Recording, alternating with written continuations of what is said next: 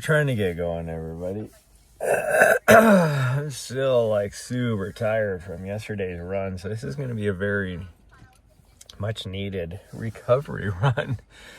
It'll be pretty slow. It's starting to warm up out there finally, though. I'm watching those prospector guys over at that mine across the way over here. They're moving about. My dog's enjoying the nice morning sunshine. Watching Joe workouts on the TV. Just got done watching Run Dan Run do his midweek run. He's doing really awesome. He's got a race here in about a little week and a half or so. But yeah, a little bit breezy, so we're gonna dress warm because it's not that warm out there. Never did get any rain or anything. Like, the clouds never got any worse than what we had at the end of yesterday's run. But we're sitting here yesterday afternoon. Oh, my dog's getting... Oh, jeez. She's trying to stomp on my junk. Why are you stomping on my junk? What are you doing? She's like, you're talking to somebody? That means we're getting ready to go. Yeah, I'm talking to chat. Yeah. So yeah, we were sitting here yesterday afternoon, and one of the prospector peeps from over there came and said hi. He was like, "Oh, are you up here prospecting?" I'm like, "No, I'm just getting in some trail runs." So we talked for a while. Super nice guy. Let's see. Don't let me forget, I need to turn my overlay on for the map stuff. But we'll get going here. We will get going. My dog wants me to open the side door, but that's the direction the breeze is coming from, so I don't want to. Yeah. I want to get to... We got about 3.5 hours worth of driving to do, so I definitely want to get to that.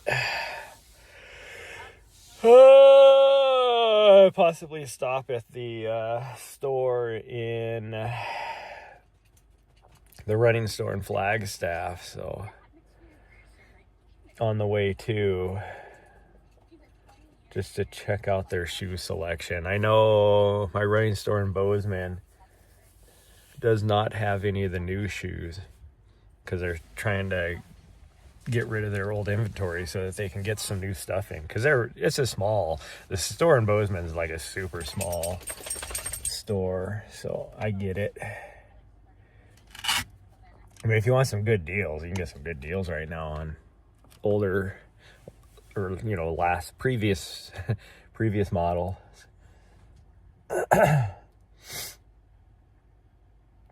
It's definitely dustier here too, because my sinuses are going crazy. But... Oh, quit your whining! Oh my goodness, such a whiny face. Why did my TV not turn off? Come on. There we go. I should turn my Starlink off too. Oh, our guy's driving down in his vehicle. I don't know how this guy's able to... I'm probably not going to be able to zoom in by the time this vehicle that he's using to drive down. Yeah, you can't... you could barely make him out. Let's see if I can zoom in a little bit more. There we go. Down the road. That is not... Like, where he's at right now, the road actually isn't too bad. But once he makes that turn, that road gets so bad. And then down at the very bottom, I don't even know how he made it across the little erosion cut thing, because that's like a stock vehicle. And somehow he dragged a frickin' utility trailer up that road. I don't get it.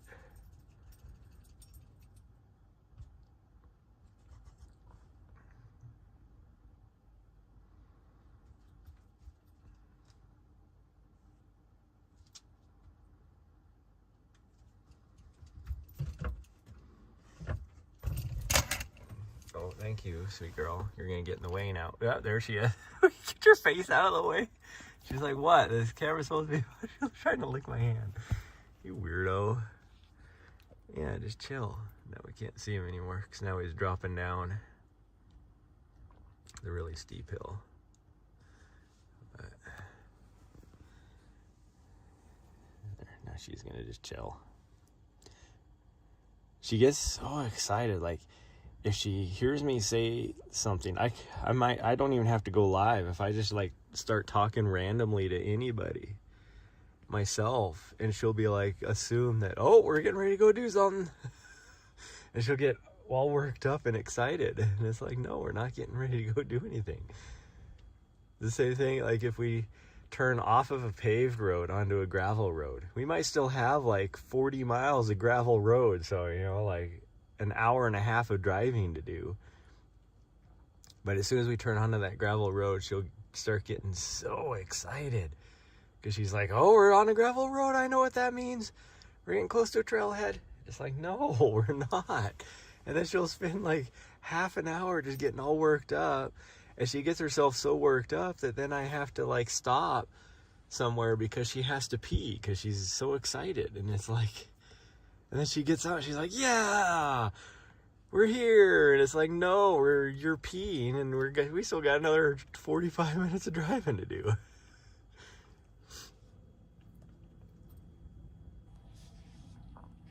But it's like you just got yourself so worked up that now that's what we got. Oh, I need to cut my hair. I need to shave.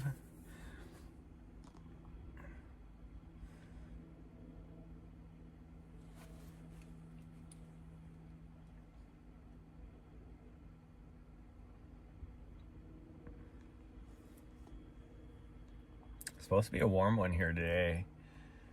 It already feels like it. Oh, now we can see that guy again after he's on the really steep part now too. The really like super cut, like really rough road. My dog can see him because the light's shining off of the windows.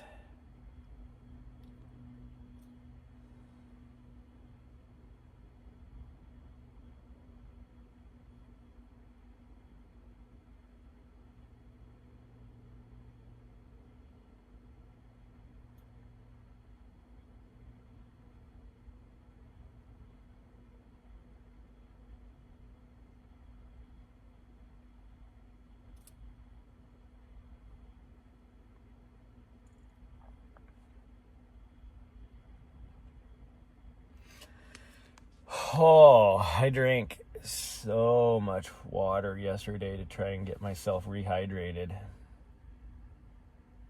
And I still feel dehydrated.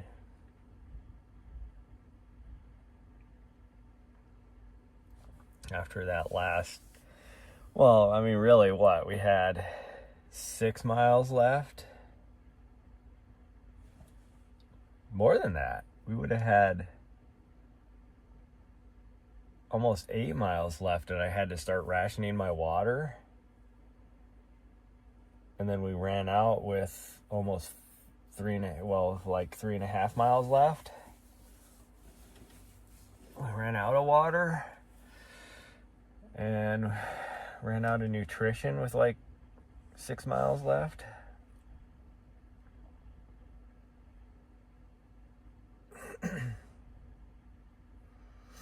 That was a rough run yesterday. My vest is about ready to break again. I don't know what I'm gonna do with that one cable or that one cord. It's not a cable, it's a cord, because it's about ready to break again. I don't know. I might just do a temporary fix on it. See if that'll work before I leave, because it's about ready to break. But I told you guys yesterday that fix I did was kind of sketch, that it was not going to work very good. But it lasted throughout the run yesterday, which is good. but it won't make it through today's run. But we are gonna get going. Kind of a lazy day. What time is it right now? It is almost 8 o'clock. So I guess it's not too bad. We're not doing too bad. But that sun comes out at like, I think the sun came up around 6.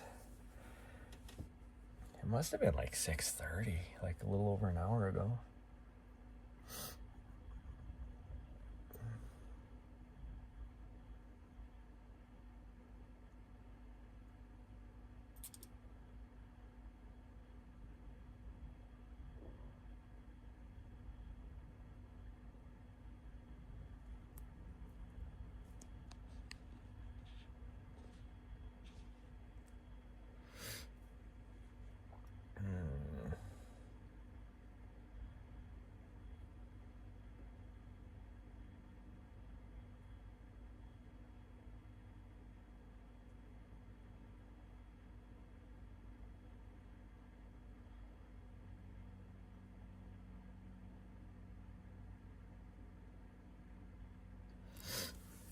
My legs surprisingly feel pretty good today. They're not like super stiff. Yeah, they're not super stiff. This run will be good to loosen them up a little bit more again, but my ankles hurt. Oh, my ankles are so sore. Oh, because I kept kicking things yesterday because my legs were getting dead by the end of that run. But, I suppose let's get ready. I need to find me some new clothes because all my stuff yesterday is so gross. And yes, that would not be a normal thing that you would say as somebody running, probably. How I'll just wear the same stuff as yesterday. But when you live the van life, sometimes you do that. If it's like an easy run, like whatever I wear today, I guarantee I'll be wearing tomorrow because I'm not going to get like super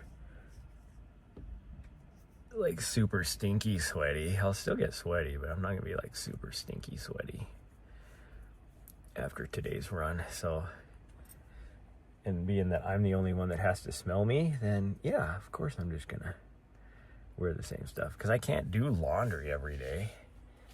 So you just keep wearing things as long as it's not like stiff and crusty where you're gonna like, you know, where like it'll kind of rub you or like cause chafing or whatever. You know, you can deal with a little stink.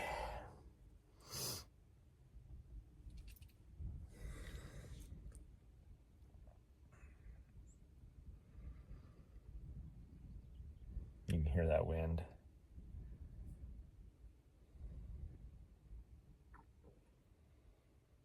I'm not excited. I know the top of the ridge is going to be fairly windy, but we'll only be out there for 20 minutes, so it won't be too bad.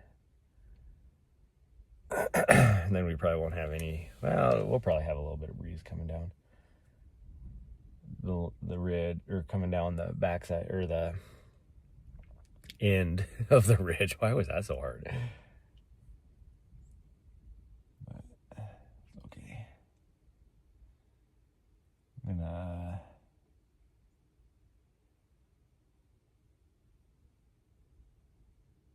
I should message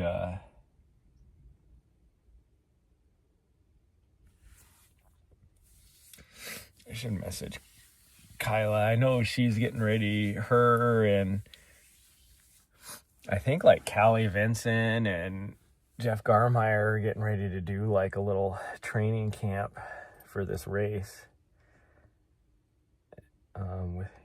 With a couple other people, and I should message them and see if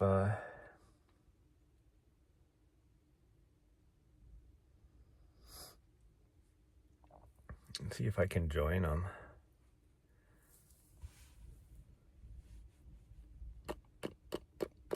Because I don't know what they're going to do. Hi. Hi, sweet girl.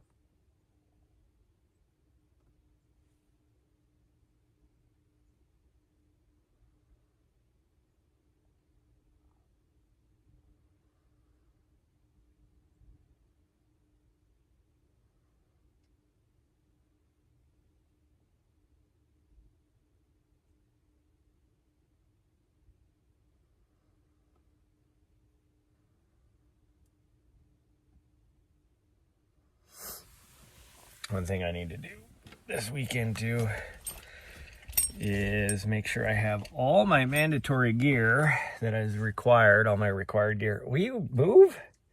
Hey, move. Go get down. Gosh dang, she gets like, got right underneath my leg and then just stood there. Like, if you want to get down, get down. And now she's still just standing there. Thank you. It's like, I don't want you to fart in my face, weirdo. Yeah, no farting in the face. Oh.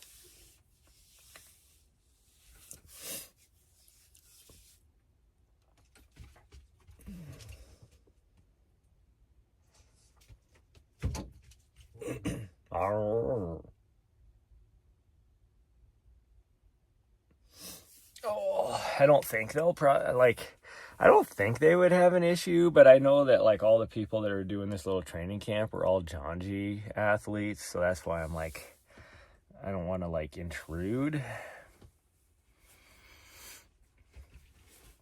But I don't know.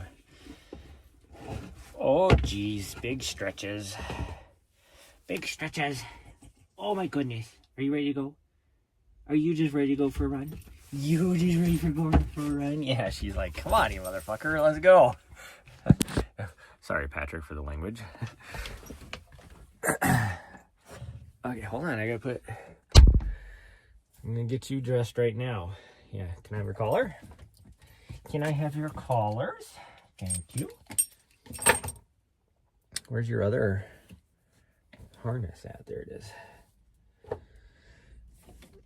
Okay, hold on. I gotta get you a couple treats out. You deserve them. Yeah, you deserve them. Okay, put that through the hole.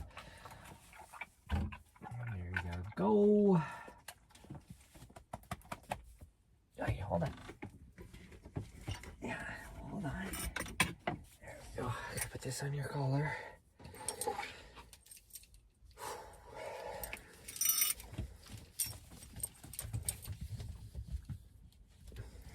What did you go back there for? Yeah. There you go. There you go, sweet girl. There you go. Good job. Okay, there you go. Oh, jeez. That's cold.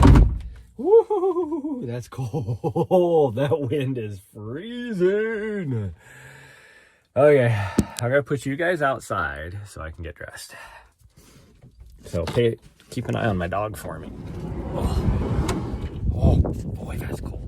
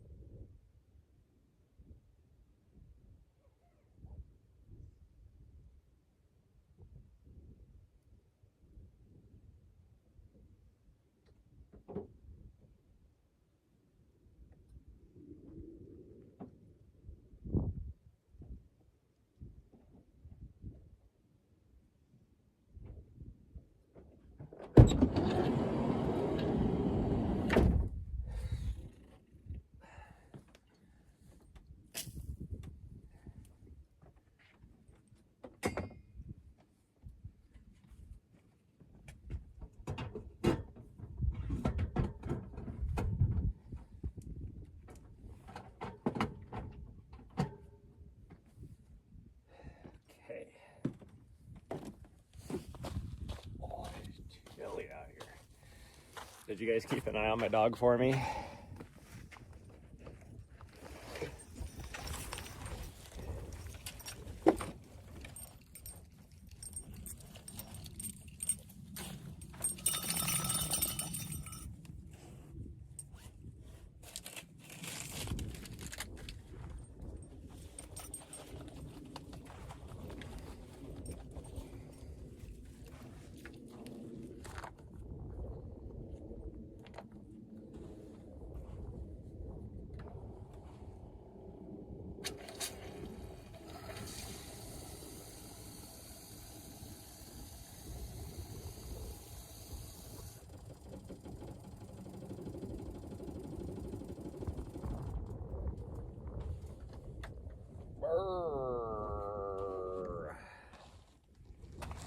Man, that wind is cold.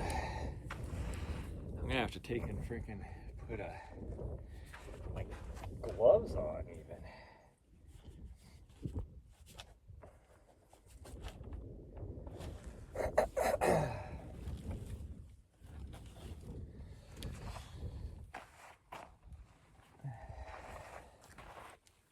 If the wind isn't blowing, it's actually quite pleasant out here. It is supposedly 55 degrees.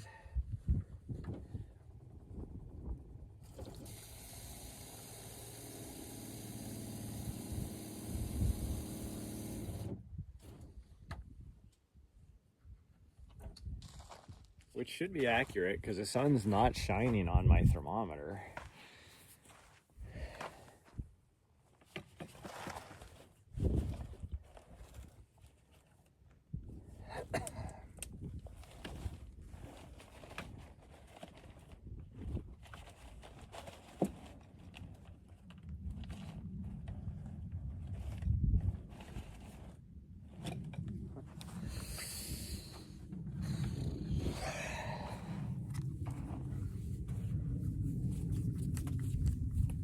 I have to plug my phone in right away because I didn't charge it last night, but not right away, but pretty close to being right away.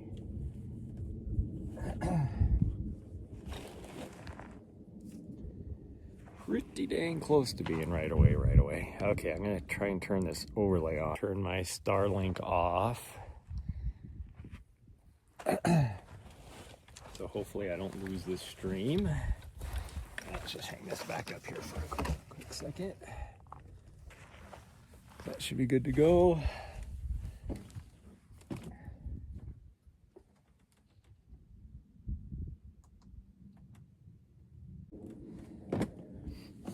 Oh man.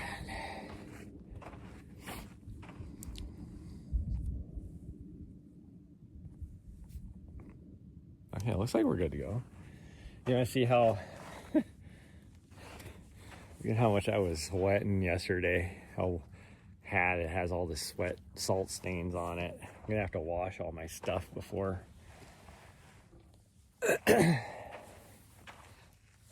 this weekend as well. While I'm at the laundromat, they have a huge sink that I could wash that in and then just throw it in with my regular with my just regular dryer stuff. What's my dog doing over here?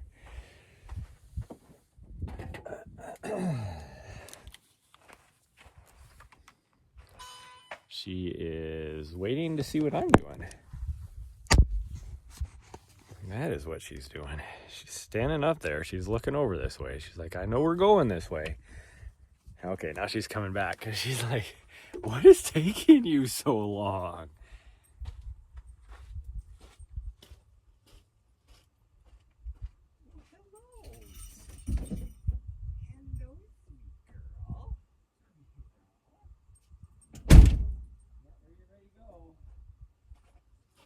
Getting ready to go. I'm gonna grab these other sunglasses, and then I'm gonna grab some gloves. We'll grab this.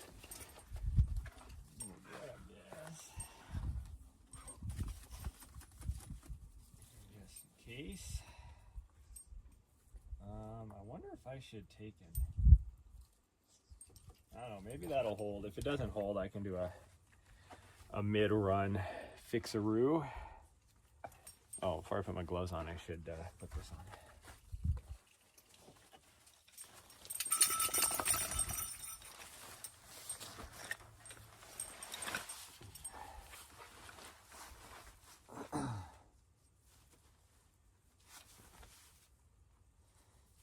I should put this on and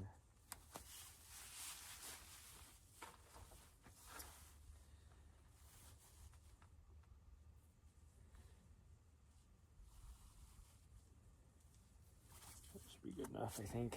I'm not going to cinch the bottom part down too much and hope it won't break.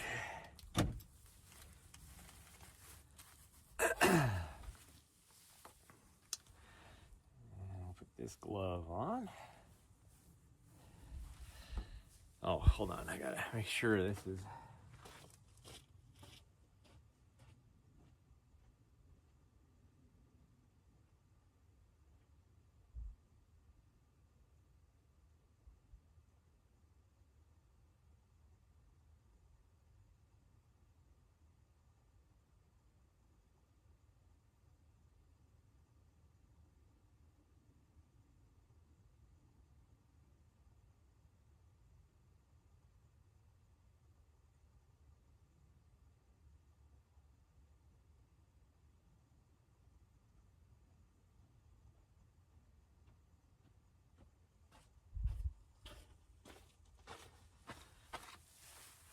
Okay, now we should be good to put our gloves on and get going. I better start my watch before I forget. Hit the 7 start nows on it. I wonder if there's a way in your settings where you can turn that off and just, when I say to start, just start. Let's change camera views. Hopefully today the signal goes a lot better. I mean, it's already starting to drop and we moved like literally 10 feet. So I don't know what's going on there. Oh, there we go.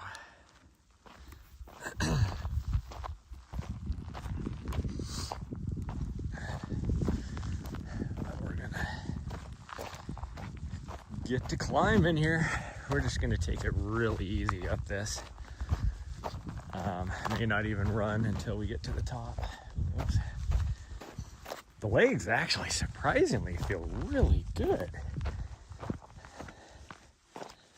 I'm actually kind of amazed. And now that I put my shoes on, my ankles don't even feel that bad.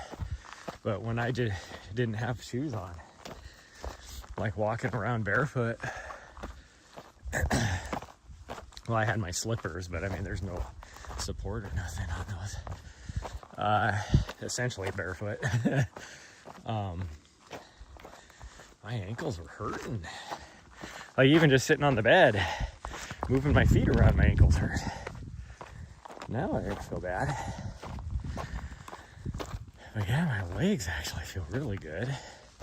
Now I can tell I definitely need a recovery. Like I wouldn't be able to run up this because overall my body is still pretty depleted and run down. So all this recovery run is to get the legs moving.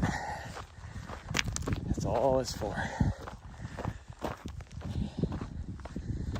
That's I'm not a big advocate of,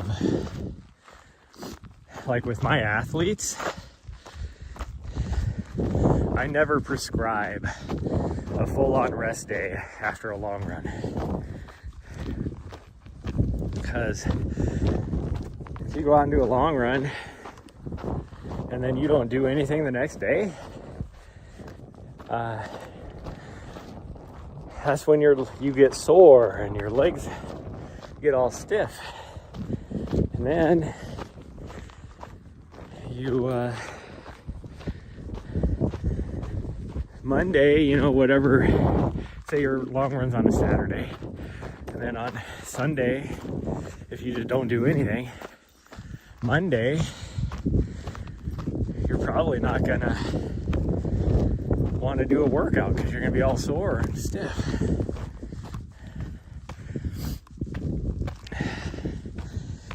So if I give my athletes a rest day, an actual rest day, it's after their like a high intensity workout, which is usually on like a Monday or a Tuesday. I work around life schedules whenever I develop a training plan. But no, if I'm going to give you a rest day, it's going to be after a high intensity workout.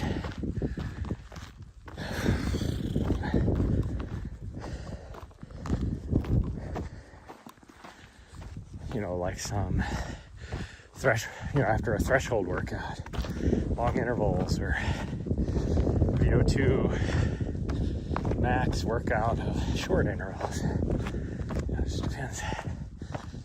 But the day after that is when you need a rest day.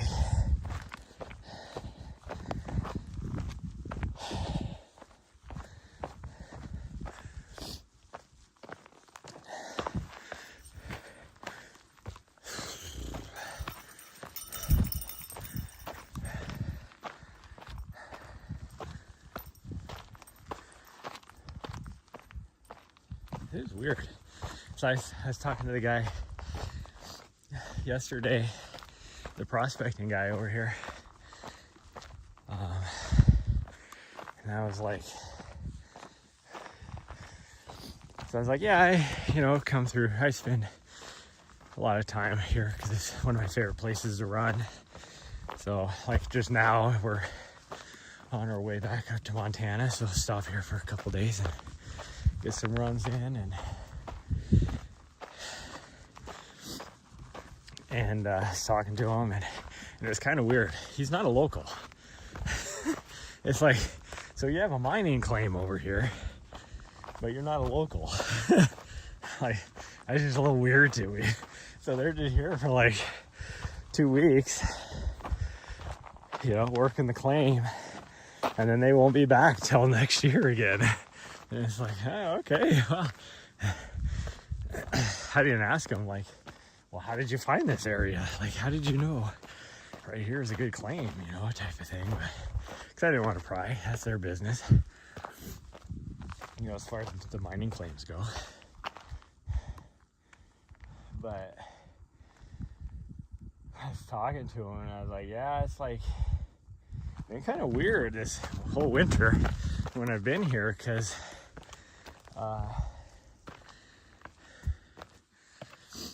there hasn't been a lot of people camping out here, and there usually is. Like, there's like on the road I'm on. What's the dog doing down here? There she is. There she is. The road I'm on, there's 2 more spots down there. They're usually taken. There's a spot over here that's usually taken. There's a spot over here that's usually taken.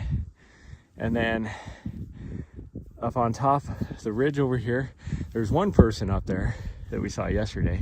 But there's like 4 other spots right up there that are usually taken. As well as whatever people do out there also, there's more spots. And then there's more spots down that way. Like, this place is usually full. And I haven't seen more than like 2 people out here at the same time as us every time. I think it's the same guy that has been right there at that spot. He must have left at some point after we left last time. But which would make sense if he was there for 2 weeks, because he got there like, what was it, the next day after we got here, and we were here for a week, I think, before we moved on, or at least 3 or 4 days. And it's been about 2 weeks since then, so we're only here for another 2 days. But anyways, I think that's the same guy we saw before, so it's like been the same there's been nobody on our road, which is really weird. Last 2 years worth of times when we would come here, that used to be my favorite spot to go, because before I got put my off-road package in my van, that's about as far up the road as I could get. And you know, because of the trail access and everything, it was like my favorite spot. Well, it was always like 90% of the time it was taken, the first spot down. So then I would have to take the second spot, because it was usually open. But there's a few times that both those spots were taken. So then, I remember one time we got the spot like right here down on the main road, and then we would just run the road over to the trail, which sucked with all the traffic that is normally on this road. And then I think one time we had to find a spot up top, and that was kind of a sketch spot. We were just driving, like, it wasn't really a spot, it was just a place I could park out on one of the roads. Oh wow, this is new. Tells you how windy it was. Weeds are so dead dry, I can't even pick it up. Oh geez, rocks are moving under my feet.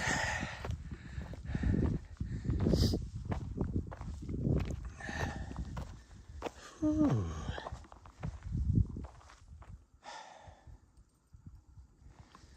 I'm glad my dog's having fun. I'd love to spend a night on top of the Kaibab and run the Arizona Trail, but I don't think I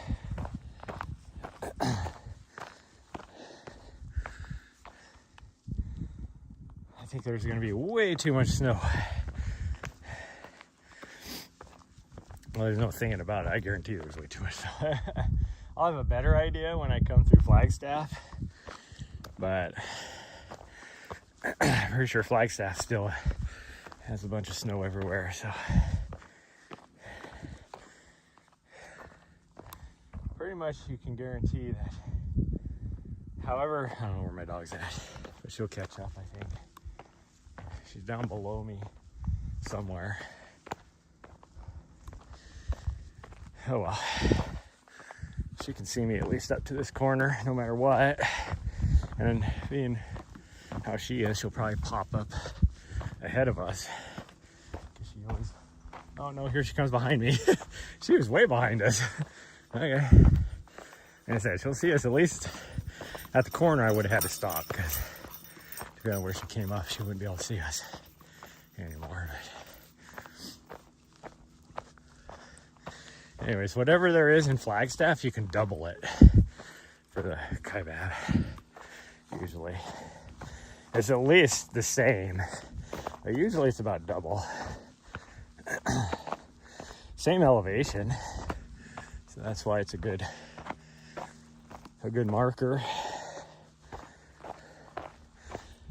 Which is weird to think about, because I think of the Kaibab as being super high, because it's the north rim of the Grand Canyon. Grand Canyon's so deep because on both sides it's actually raised up plateau. Like, you got 2,000 feet of plateau on each side, or more. And so probably close to 3,000 feet actually. So really the river canyon itself is only cut, you know, maybe 1,500 feet deep. Just because everything is uplifted around it. You know, essentially it's like going through a mountain range, only it's just a big plateau, not a mountain range.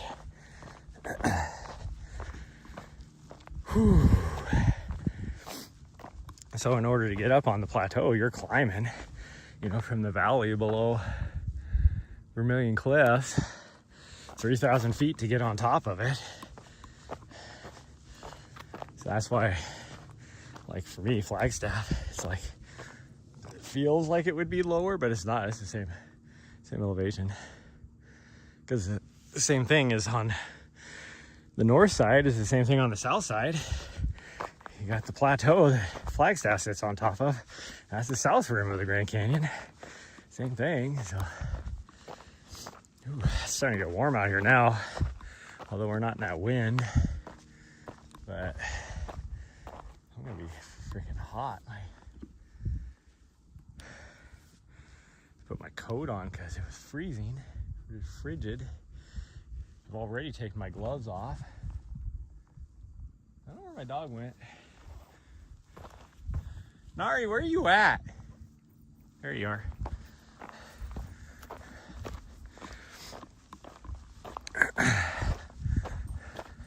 Thanks, sweet girl. I was just wondering, you're good? You're good. I just couldn't hear you or see you. She's up above us. There's another, like, I don't know, I would probably say like an old road that probably joins up here and went back to another little mine or something back there. I would guess. An abandoned mine. So I couldn't see her.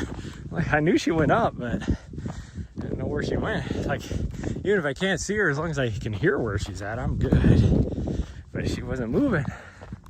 So I had no idea.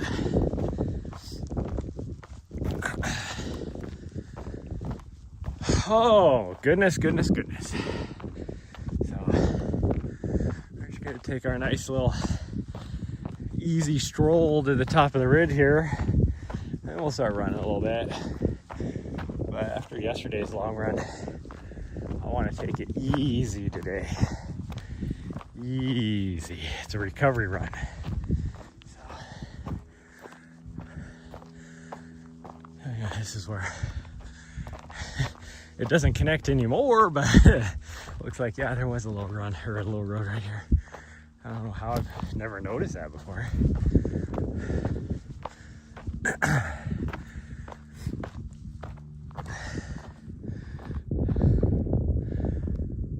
Now where's my dog at? She should be back there.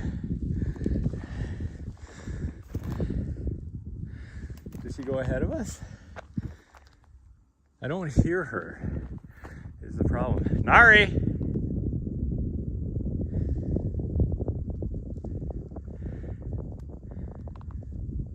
Nari!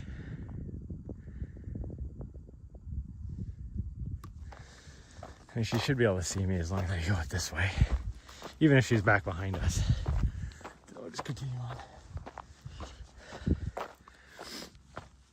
Because she might have jumped ahead of us. As much as slow as I'm going. I definitely don't see her behind us.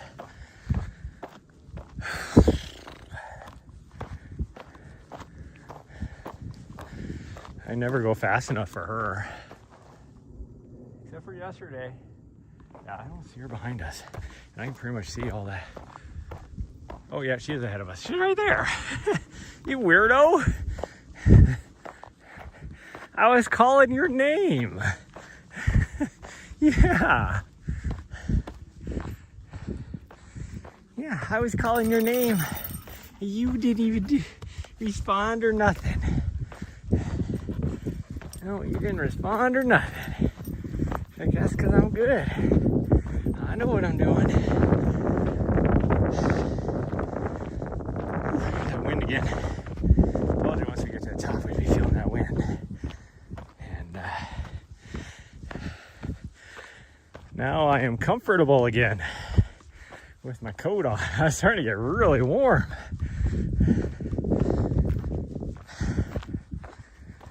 but I would be freezing.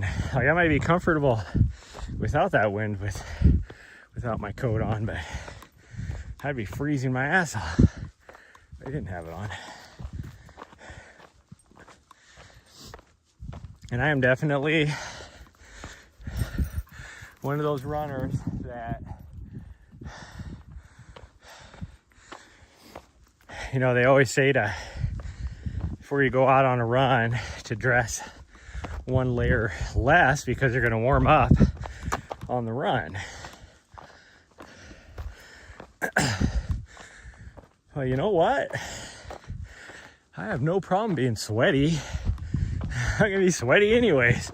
So I would rather be comfortable at the beginning of the run and maybe get a little bit warm while I'm out on the run.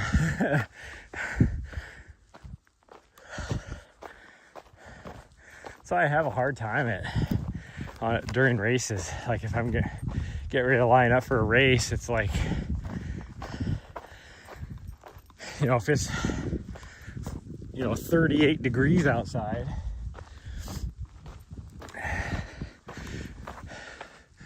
what kind of race kit am I gonna wear? Like, I'm gonna want to have a long sleeve shirt on and that. Yet I know, especially if it's a shorter race,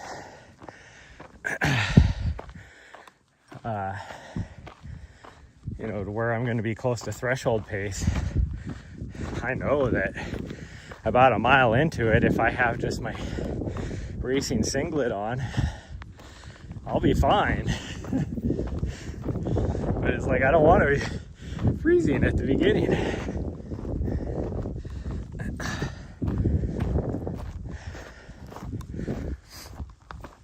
Don't want to be freezing at the beginning.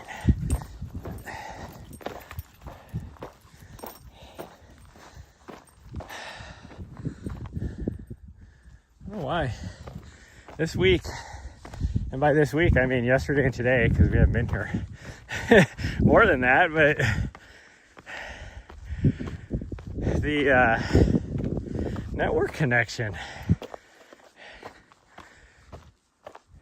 for this ridge line has been crappy.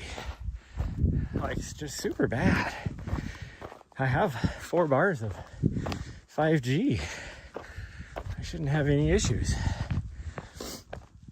And in the past, we haven't had any issues. So I don't know why it's having issues now. Like, yesterday I joked, because we'd been on for so long. It was a 5-hour stream, that we were probably, the cell tower can only handle so much, and since we'd been on forever, we were getting deprioritized for the data. But that isn't the case today. It doesn't make any sense. Don't know what's going on. I had that issue the other day too, in a different location, where we had streamed all the time, and same issue. Normally didn't have any issues there, but for whatever reason, we were having issues last week. I even see that in Montana sometimes. Up on Mount Ascension, Mount Helena, like, I'm facing the city, where there's, you know, at a minimum 3 cell towers I can jump back and forth on. But usually I can see, you know, 4 or 5. And nothing blocking line of sight. And places where we've never had any issues, 4 bars of 5G, all of a sudden I have network connectivity issues. It's not, and that's what's funny, it's not my cell signal. Cell signal is great, so it's got to be something on their side. Whenever I get a message on my dashboard that says network connectivity, how does it state? Your Network connectivity is unstable, is what it says. Something like that. It does use the word unstable. That doesn't mean that I don't have good service. That just means it's on the back end of after the cell tower. So whatever, it's on the Verizon side from the cell tower to the World Wide Web,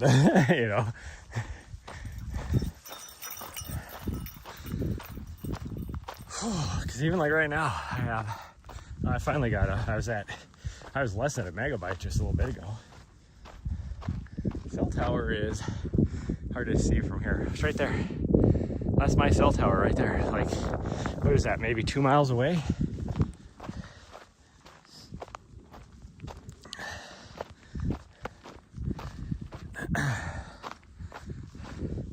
No obstructions up here on the ridge, but it's like now I'm up there over 5 megabytes, but I was at less than a megabyte. What's going on here? My dog knows this is like a lazy run today, so she's just doing her own thing. She's not like beast moding it around like she normally is. She's just kind of doing her own lazy. I'm gonna go over here and sniff things and that kind of stuff. You need some waters? She just looked at me. I think she needs some water because she tried to get her to drink some water before we left, but she decided she didn't want to. Yeah, I know. I bumped you when you went by because I didn't know you were going by. I'll get you a drink before we drop down, okay? Yeah, half a mile or so. That's more than half a mile over there.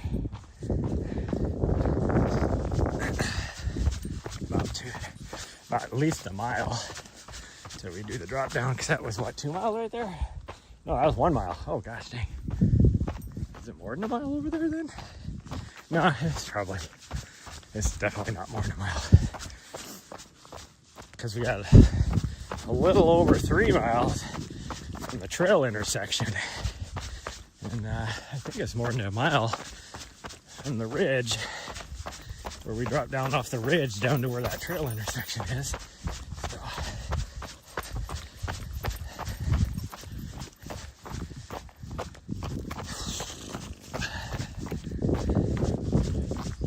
I don't think it'd be quite a mile over there.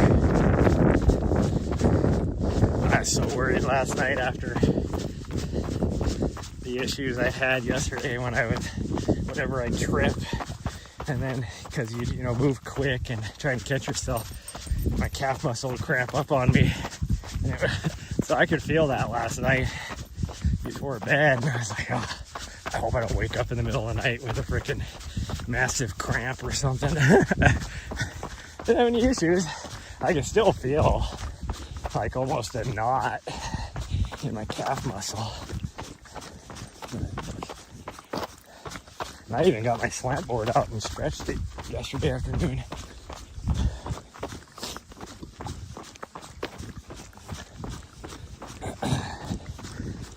Whew, I drank so much water.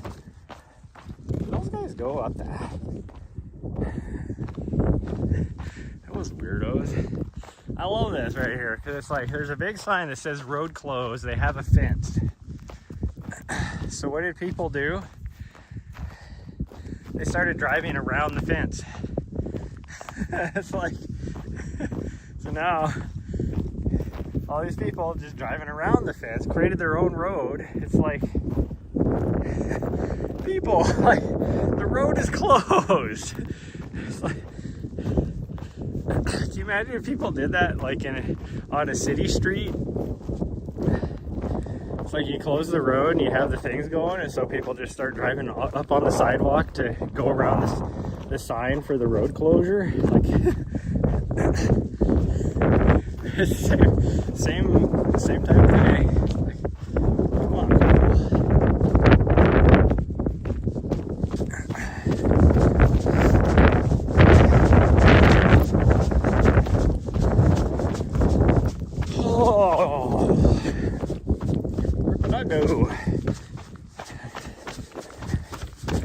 she obviously didn't stop when I wanted to look at that.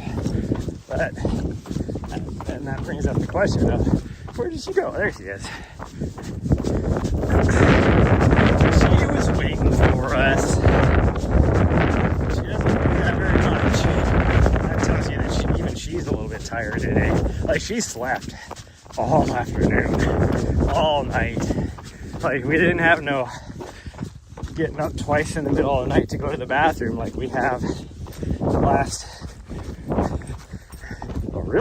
month, pretty much, it seems like. Because she used to just take it. We go do our bathroom potties right before bed, and then she'd be good until morning. Well, at least the last week, maybe 2 weeks, I go outside to do our bathroom potties, and she'll get down off the bed because she's like, oh, we're going outside. And then she'll just stand at the door in the van, and I'm like, come on, go potty. And she just stands there looking at me, and then I get done, and she just jumps right back up on the bed. So she doesn't do her before bedtime potty.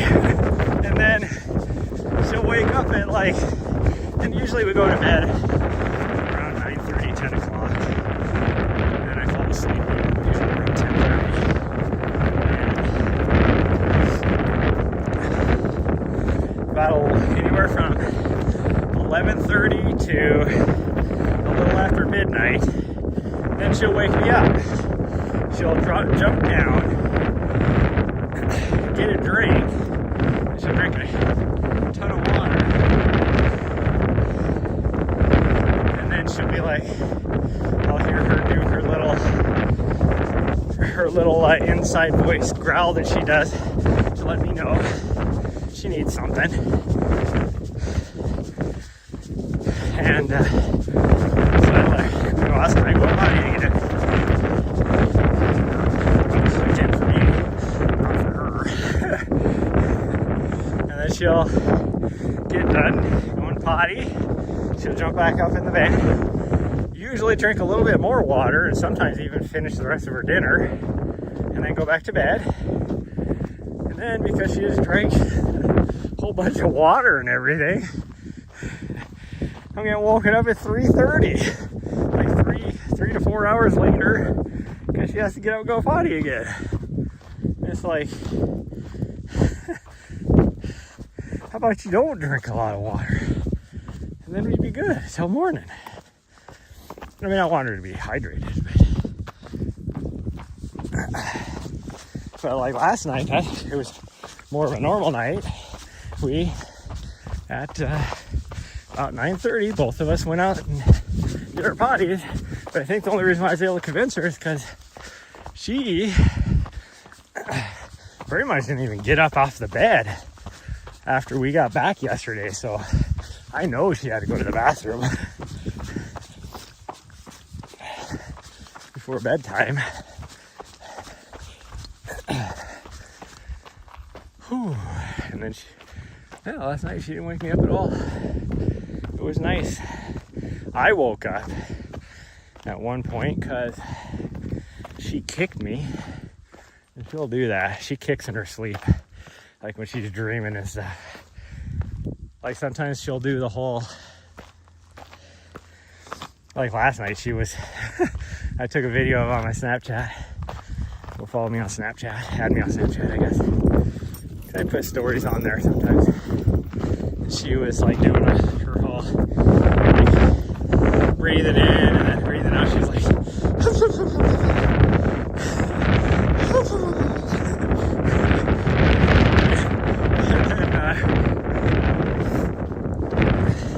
and sometimes she'll do the whole like running thing with her feet. But her most common thing to do when she's like sound asleep is all of a sudden she will just back leg and just freaking like a flying like freaking kangaroo kick out of nowhere. And so depending on what direction she's facing, and usually most of the time in the van Not always, I guess. About half the time she's like facing me, because she'll fall asleep curled up, like with her face right up against me. And then throughout her sleeping, she kind of stretches out or whatever. Well, then because of that, her back end is up towards my shoulder. So I quite often take a freaking kangaroo kick to the face. That's what happened last night. Woke me up at, that's probably 3 o'clock in the morning or so. I mean, I have a tendency to wake up anyways because I move around a lot. I'm not one of those people that moves around a lot in their sleep. I wake up and have to change positions. Let's put it that way. So I don't necessarily move around a lot. I just have to change positions because, you know, like my arm will go to sleep, or, you know, the way if I'm laying on my side, like, you know, depending on how I'm laying on my side, like one of my knees might start to hurt because of like the way I'm twisted or something, or, you know, any reason, but I can't just lay in one position all night. Never have been able to. Hard part is a lot of times, especially if I have like kind of like a restless leg syndrome thing going on, then I need to, the only way I can get to sleep is to lay on my stomach and have my feet hanging off the end of the bed, because then I can kind of like, you know, kick my feet or move my feet or whatever. I can't do that living in the van. So if I get like restless legs, which will happen if I don't go for a run, it'll happen. But if I get restless legs, I'm not sleeping because I can't get comfortable to go to sleep. Okay, Nari, come here. I'll get you a drink.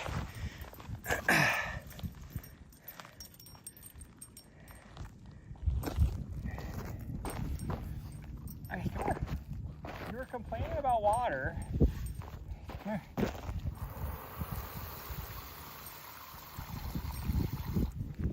Come here, Nari, come here. Get a drink. Yeah, I should drink a lot. Just drink a little bit. You were acting like you needed water. No? I just wasted like 4 ounces of water.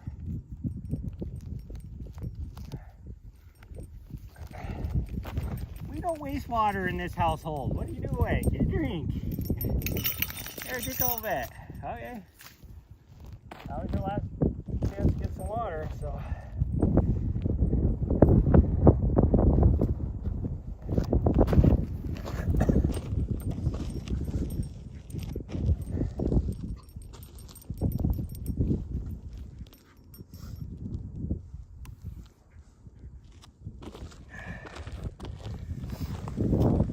Okay, so it's 1.7 to here.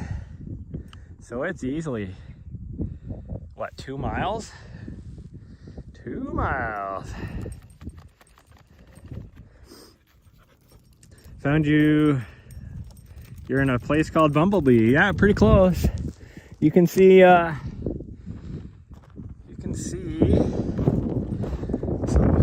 we can't see it right now. Almost. Right down here. Right at the base, this little bit that way is Bumblebee Ranch.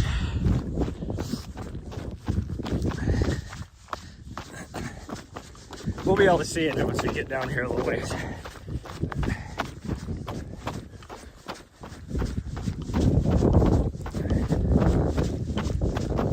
Ooh.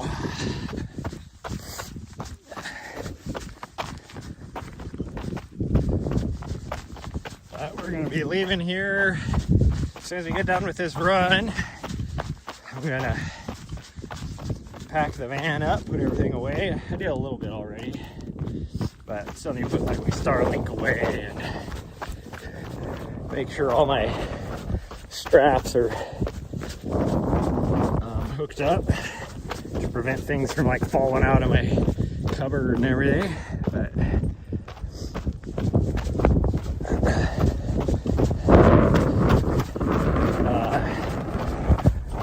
we're gonna be heading north, but we'll probably only go about, let's see, from here it would be about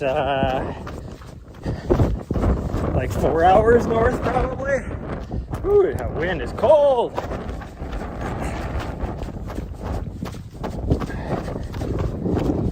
Have to stay one day there.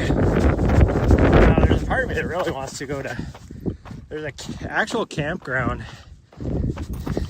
up in that area, Vermilion Cliffs area. It'd be cool to be able to run on the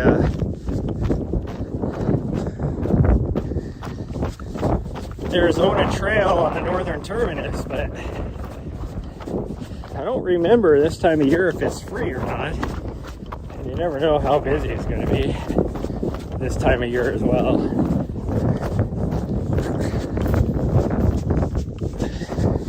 And if it isn't free, I don't want to be like driving all the way up, because it's a 45-minute drive down a really bumpy, rough road.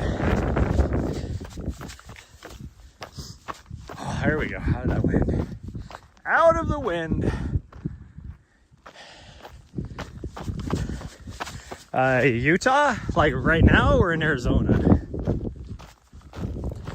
But we're going to be just south of the Utah border tonight. And then we're heading up to Montana, I guess. Because I have to get stuff out of my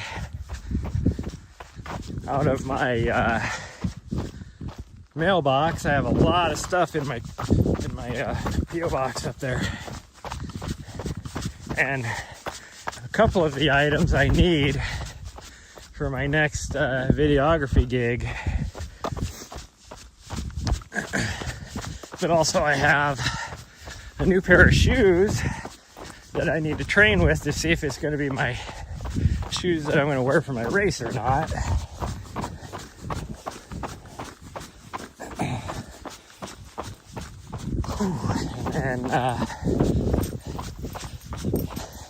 And just do like a complete reset as well while we're up there with my van. It's like I'm getting low on a bunch of my items in my van, and there's no sale tax in Montana, so it's a lot cheaper to buy everything there while I'm up there. I mean, if I wasn't, I'm not gonna make a special trip to drive up there. It's like, you know, $200 in gas. I'm not gonna save anything. Do I spend more on gas than I'm gonna save on not buying anything sales tax?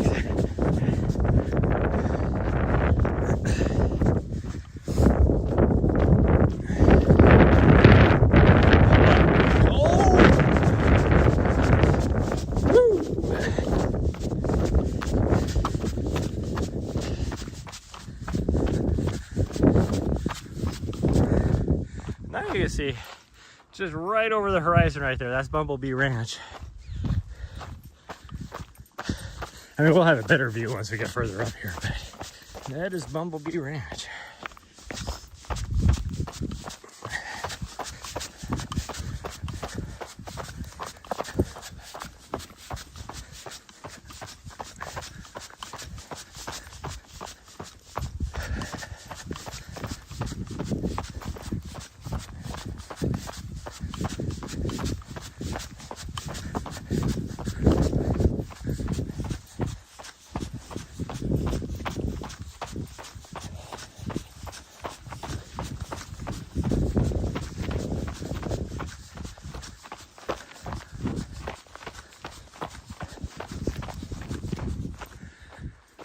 Ooh, you get out of that wind, and I'm hot. You get into the wind, and even with my coat on, I'm a little bit cold. What did my van say the temperature was when we left? Like 54 degrees or something like that? It should be pretty accurate. That wind is frigid. That wind is straight out of the north. So you know it's bringing that cold Canadian air down here.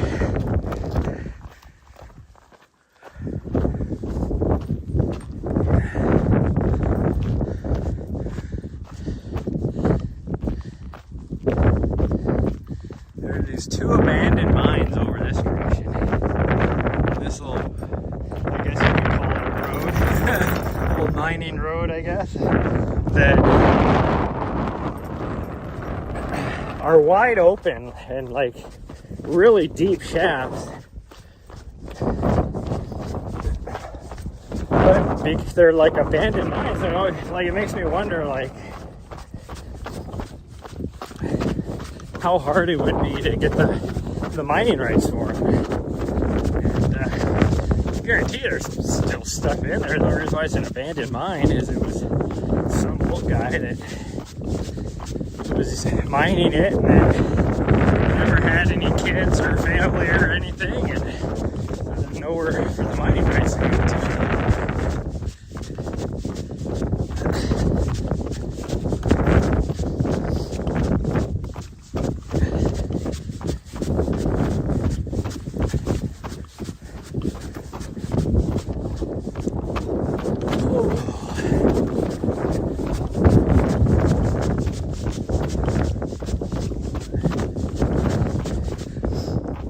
Right there too, but I haven't wandered over to see what it looks like. It's right over on the thing. I can't imagine there's a shaft there.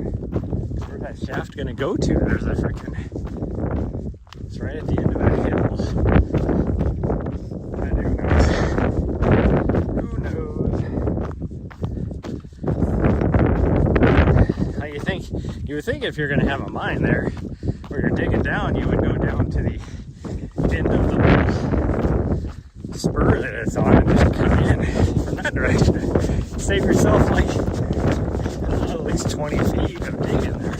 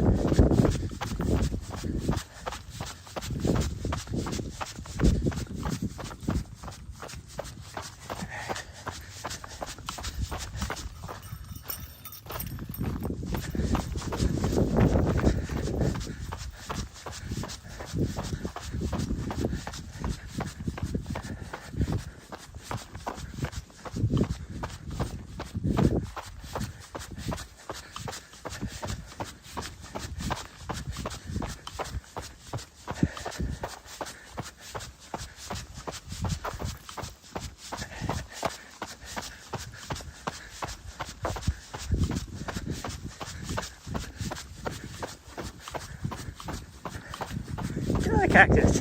I had a pull yesterday. Freaking, oh gosh, it was probably 20 or 30 cactus needles out of the top of her head yesterday at the end of our run. And then, oh, probably 4 or 5 out of her paws and legs. It's like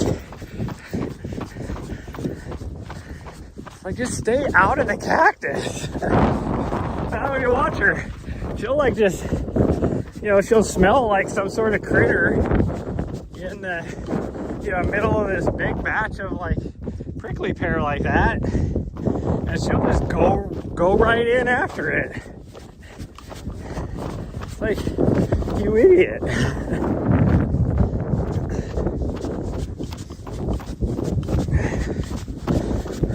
She was, I think it was just because she was so tired after our run yesterday. Because we did, what, 21 something. And she was really good about letting me take the cactus needles out. Normally she's not. Normally she's so suspect. She's like, what are you doing?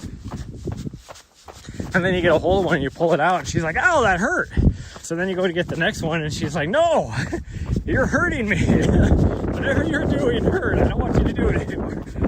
Which I get, but she was really good about it. So now you can see Bumblebee Ranch right there.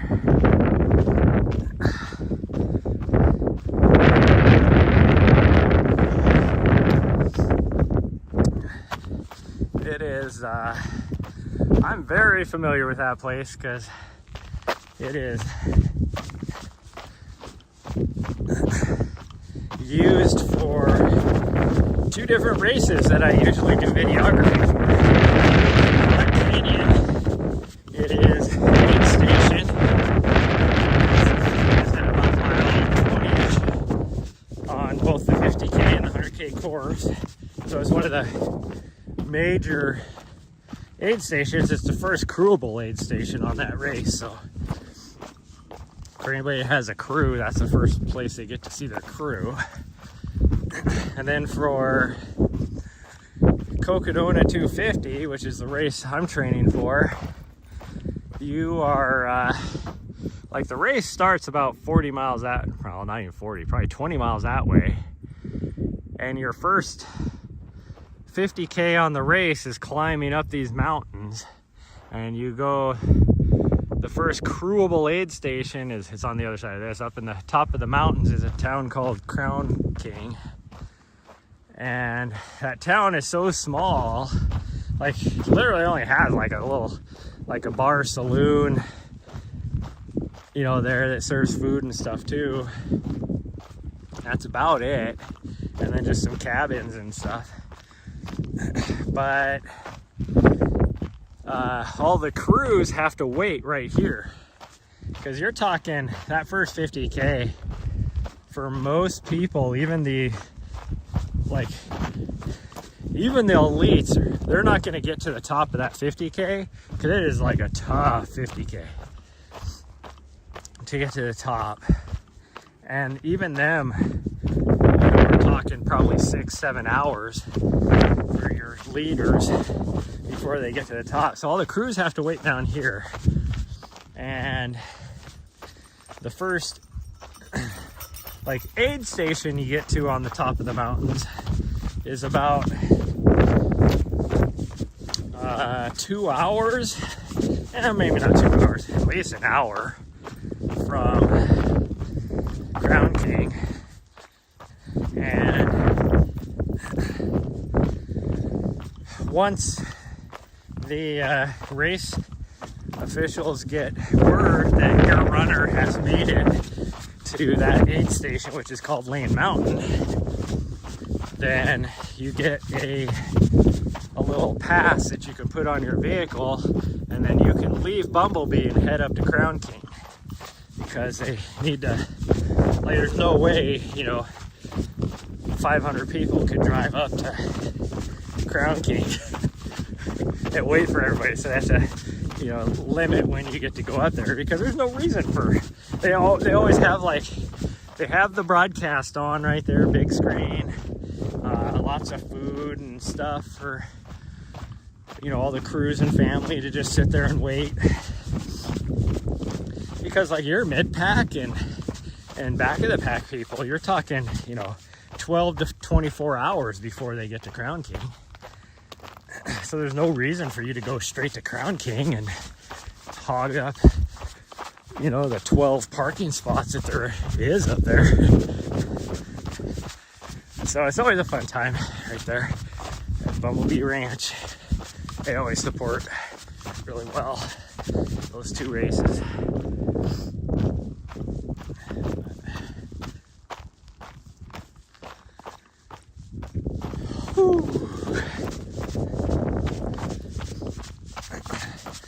Now me, if I do get a crew, which I don't think I will, but even if I do get a crew, I'm not gonna have them go up to Crown King. I'm just gonna do a drop back and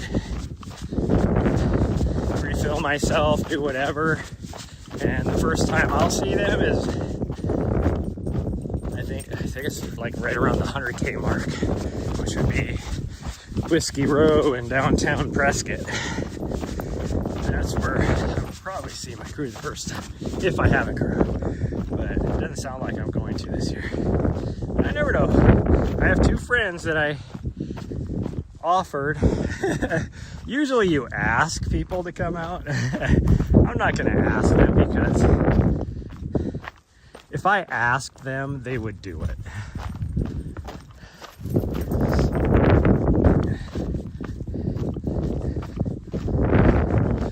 So I'm more just like, hey, if you want to come out, and like one of them is a huge Courtney DeWalter fan. Courtney DeWalter is racing this year. So I was like, hey, if you want to come out and watch Courtney, you know, you can come out and crew me.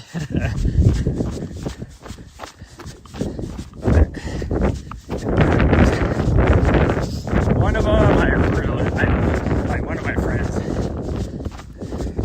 there's kind of there's any way she's gonna come out, because, you know, with her family and kids and all that, it'd be a tough ask, unless her whole fam dam came out, and that would be expensive.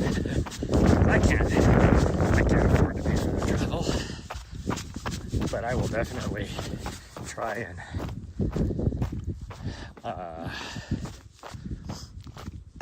compensate them appropriately as much as I can, like,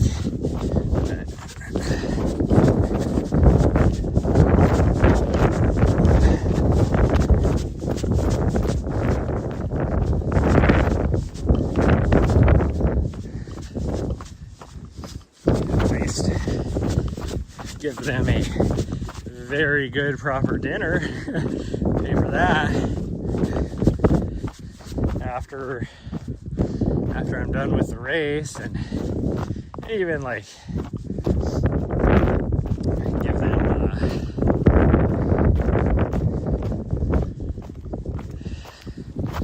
like Venmo, whatever, because they're gonna have to drive my vehicle, so I'll have to fill up at least one time probably. So whatever, Venmo them that and per diem and stuff for the day.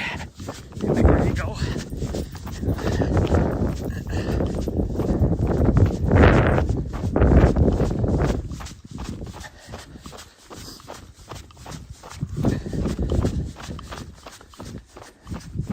And I'd even be willing if, I mean, the hard part is that when you're a crew person, you never know how well your runner is going to do. So to be like, you know, for me to be like,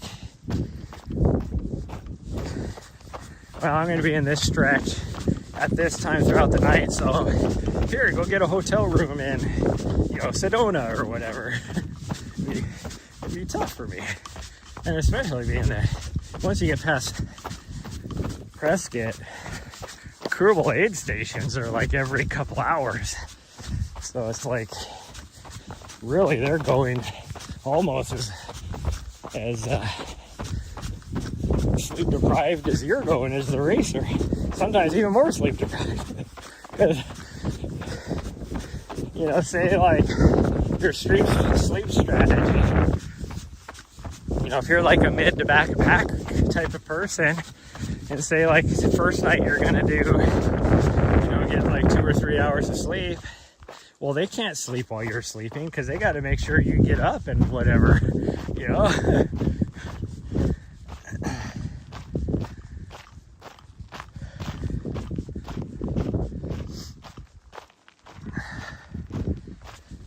Like the first day would suck as a crew person for most, like your pro, well, even a lot of your like leaders, your pros and stuff, they're not going to make their crew go up to Crown King, make the drive up. Some of them do. Like last year, I know like String Bean's crew went up. I think Jeff Browning's crew went up. So there's a few of the pros.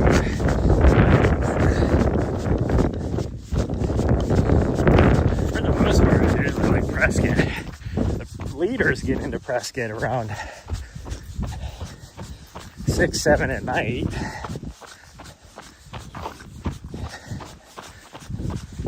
So if you're like a mid to backpacker, you know, they're not going to get into, if you're not going to Crown King, you're not going to see them for, you know, maybe 24 hours before they get down to Whiskey Row.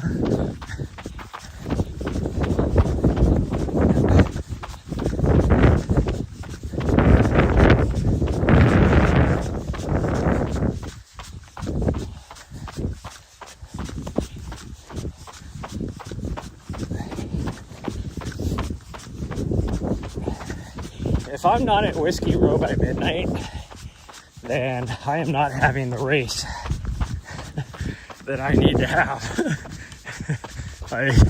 It might come down to, I might not be finishing, although it does get a lot easier. It gets easier once you get to Whiskey Row, because like I said, that first 50K, or 30, it's actually more than 50K, it's like first 38 miles, 37 miles is horrendous. Toughest part on the course. So pretty much if you can make it through that, you're gonna finish. But that's not always the case, because yeah, the course itself isn't as hard, but you still got 220 miles to go. Like, you're gonna be tired. So yeah, the climb up Mingus Mountain isn't as tough as the climb up to Crown King, but you have 100 miles in your legs, so it's gonna feel tough. You know, the same thing with the climb out of Sedona. It's gonna feel really hard, because then by then you have, you know, 140 miles in your legs.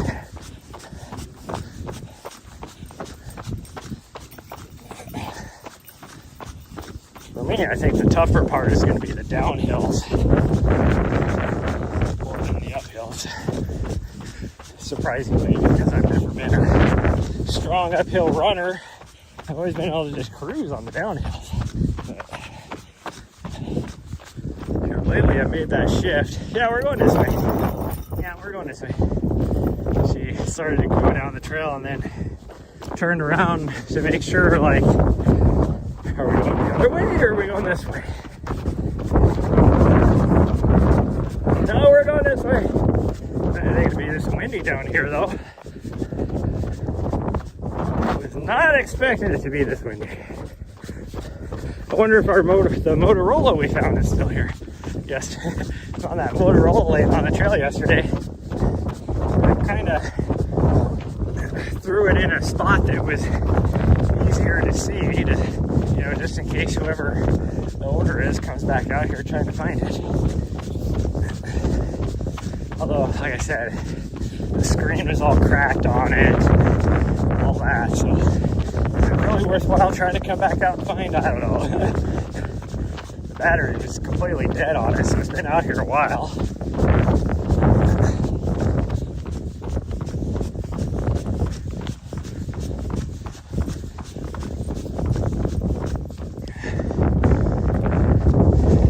Yesterday, I ended up becoming the local legend again on the, oh how, on that, the trail coming down, which the segment is easily from the Black Canyon Trail Race, because the top up there called Antelope Mesa is where the segment starts, is right where the aid station for Black Canyon Race is, and then down at the bottom where the next aid station is where the segment ends, called Hidden Treasure. So the segment called the Antelope Mesa Hidden Treasure, I'm the local legend on, and I'm not even a local. In fact, I think I've only ran it maybe 3 times in the last 90 days, counting yesterday.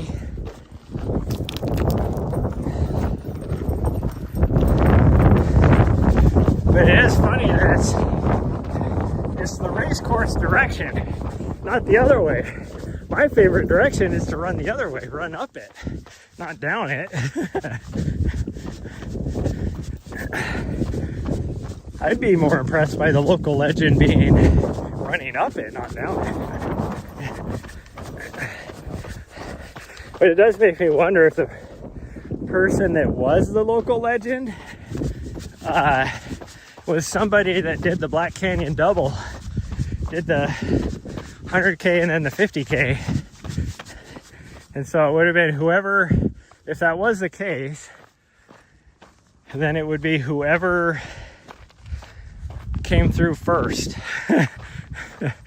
Because once you take it down, so I was probably the local legend with like one and held it. And then whoever the first person was to do the double in the race took me down, I would guess. Actually, I probably wasn't the, whoever had the one first time would have been the local legend. Because if you tie it, you don't get local legend, you don't tie local legend. Whoever got it first is the local legend. So like, say yesterday afternoon, somebody else ran down it and had 3, then if they didn't get local legend, they'd have to go back down today and do a 4th one, then they would pull down the local legend. But, yeah, whoever during the Black Canyon 50K that ran the 100K the day before, or the first person to come through on the 50K was, they would have been the local legend.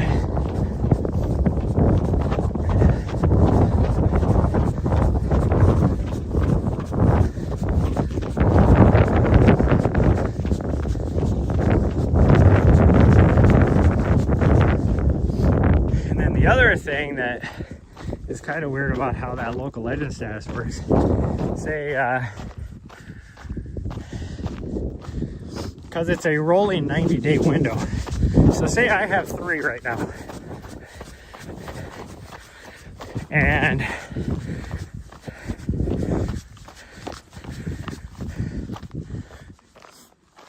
the person I took down was during the Black Canyon race. So that was about a month ago. So say tomorrow, so they have 2. So say tomorrow I do, because my first of my 3 falls, all of a sudden rolls into day 91. Now I would have 2 segments in the window. And then say for whatever reason tomorrow, my second one rolls into 91. So now technically I only have 1 in my rolling window, but this other guy would still have 2. I still maintain the local legend status, even though he has more than me. He would still have to come out and run an extra segment in order to take it. Or somebody that just has 1 from something else, if he came out and ran, would get it. Like, you have to have somebody that newly runs more than you. Like,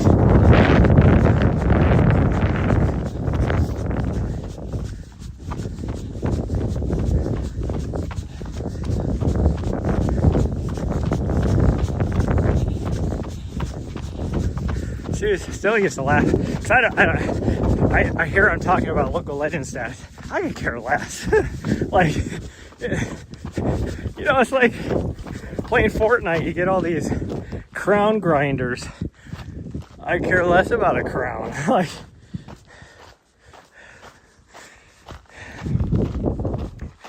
you know, like when I was streaming, playing Fortnite, whatever, people would always be like, why didn't you pick up the crown? Or why did you drop your crown? A lot of times I just drop my crown. I get like 1 crown win. And then after that, I would just always drop my crown. So I always maintain that 1 crown win. And all these people get so annoyed. Like, and I see it even on other streamers that I watch. They're like, you missed the crown. He's like, I don't care. Like, what does a crown win do for me? Nothing. And same thing with local legend status. What does local legend status do? Nothing. I can care less. But that being said, I used to mess with people. And when I was in DC, there was a couple segments on my route I ran every day, or almost every day.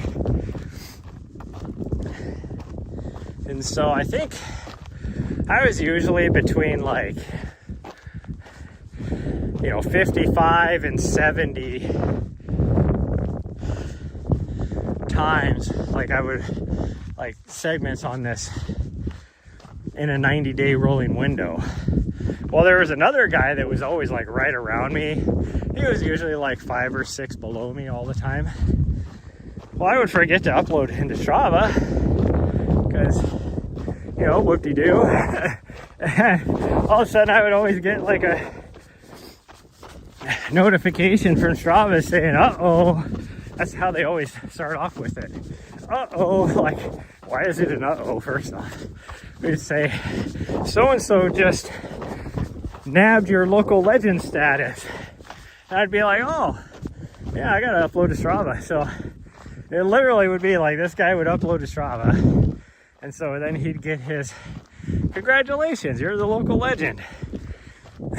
And then like 10 minutes later, because I would see that notification, I'd be like, oh yeah, let's connect Strava. So I would upload. And then I'm like, so 10 minutes after he uploaded and got his congratulations, he would get a, he would get a notification saying, so-and-so nabbed your local legend status. And part of that I would do just because I knew he would get that notification. It would mess with him. And it's not like he could just go out and run another one, because usually when I uploaded, I'd be, anywhere from 5 to 10 segments ahead of him all of a sudden, like instantly. But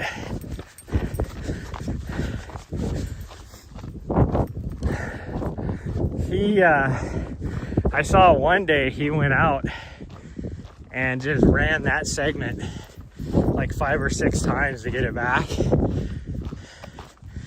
So I was like, oh, okay. So I went out the next day and I just ran that segment like 20 times. I think it was like a half a mile segment or whatever. And so I was like 10 miles, to do. No biggie. And it was like a mile and a half to get to that segment. So, I did like, 12, 13 miles, which is nothing for me. My normal route was 8 to 12, but I did every day, so no biggie. It's kind of like on the Chipotle challenge, doing that segment, the battle back and forth between Jamil and what's his name, Kevin, I want to say. He was sneak. He went up and over. Because she went behind me, and then all of a sudden here she comes up and over.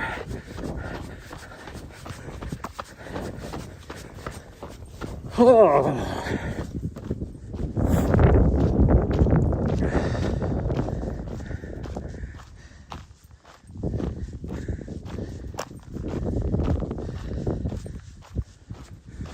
Try not to push too hard on this uphill.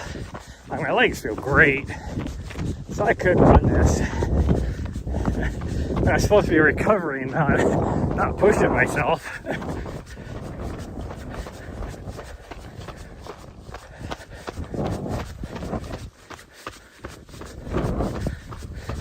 If this was a segment, gosh dang, I'd be the local legend on this with probably like 15, 20 in the last 90 days.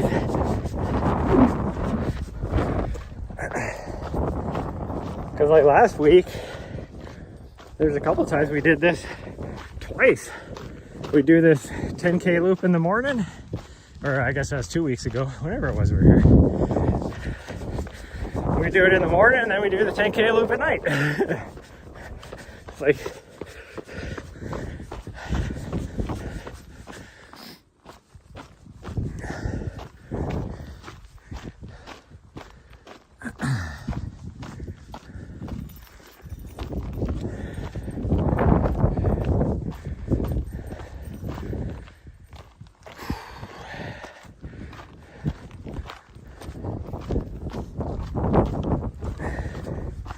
I was gonna have to stop and get her some dog food when we went through Flagstaff, because when I reach into the bin, I'm scraping the bottom, but then I looked at it a little more closely yesterday and it's all in the back of her bin. So she's got at least probably 2 more weeks worth of food, and we'll be back down by then. So it's not empty enough for me to buy a bag and fill it up right now, so fill it up when we get back.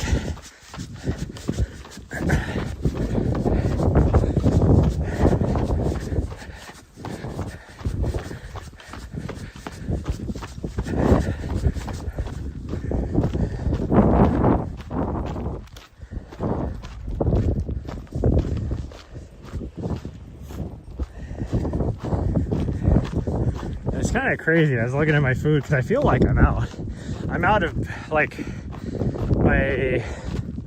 my fresh meat, frozen meat, or whatever you want to call it, like actual ground meats. I'm out of, finally. So yesterday I had to get a little creative, or last night I mean, for dinner, but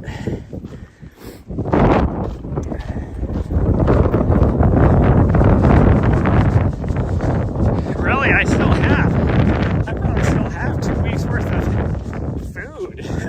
It just wouldn't be like fresher stuff. It would be like, you know, beef pierogi and ramen and lean cuisine meals, or, you know, Kraft mac and cheese without anything else in it, just the Kraft mac and cheese, you know.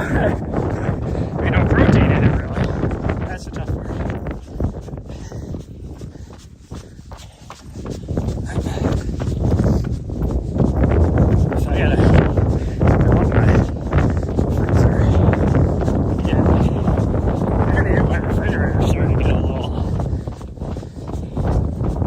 Empty. I think I have maybe enough belly meat for 2 more lunches, probably.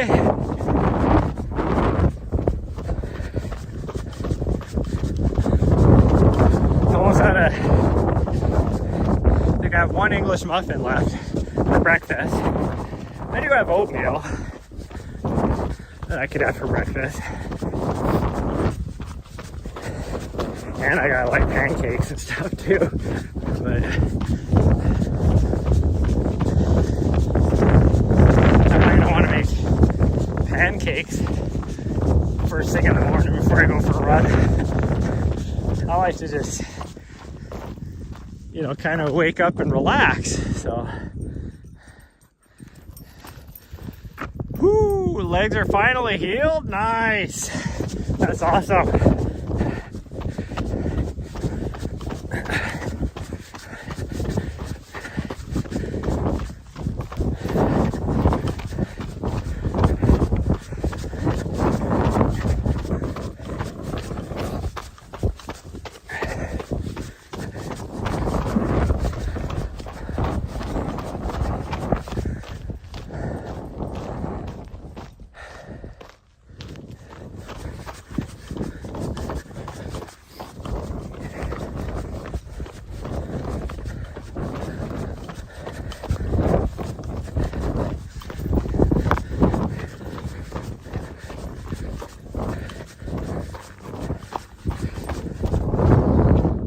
Get up on top of this before I lose signal.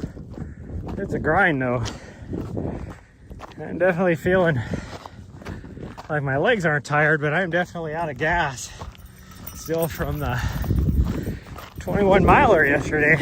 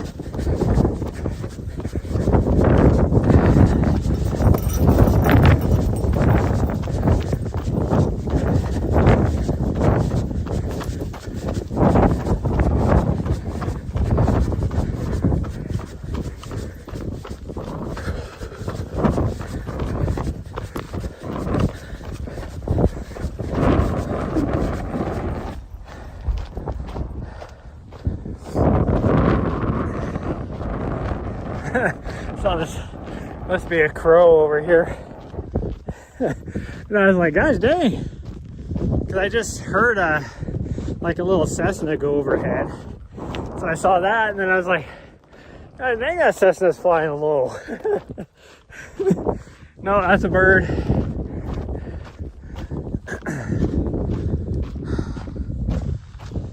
Whew. Okay, let's get through this little dead zone. And by dead zone, I mean signal loss.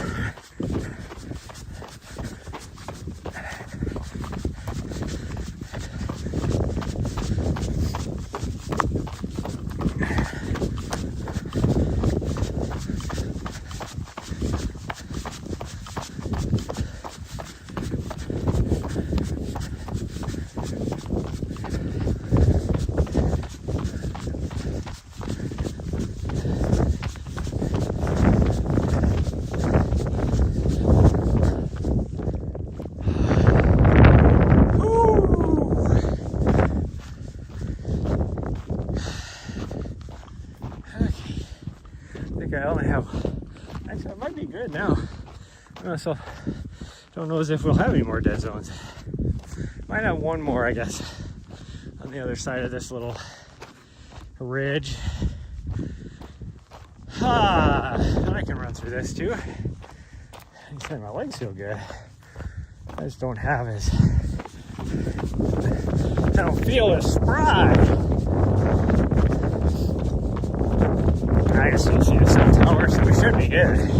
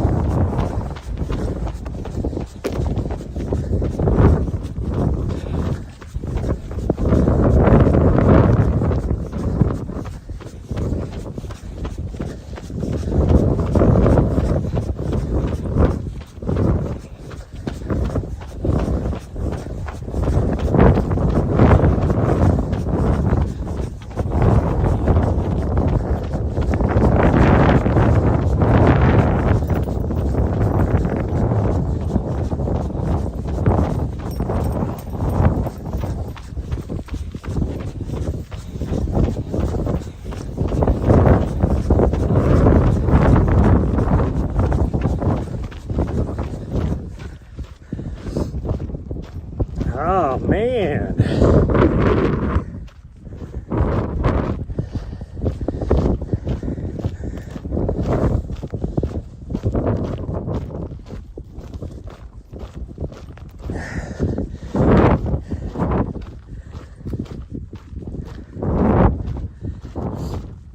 It is surprising to me how good my legs actually do feel. I'm not gonna lie, yesterday afternoon, I was hurting.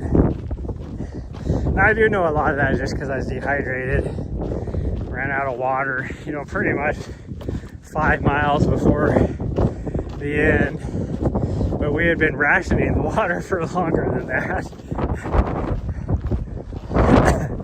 And then I ran out of nutrition at, what, like 6 miles from the end.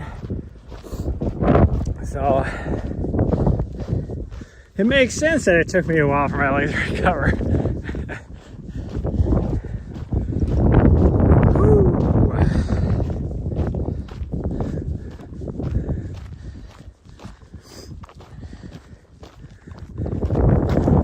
Also trying to go a little bit slow for my dog, just so she can be a dog instead of just running and pressuring her to keep going faster down the trail. Although, you see her sticking her head full into this cactus right here. I wish she wouldn't do that when she's being a dog, because then I have to spend an hour pulling cactus out of her forehead. Weirdo.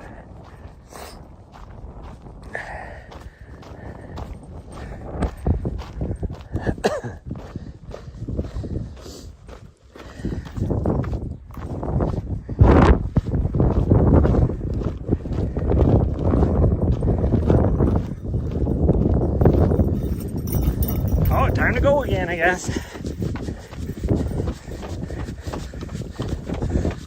She's ready to go down the trail, ripping down the trail.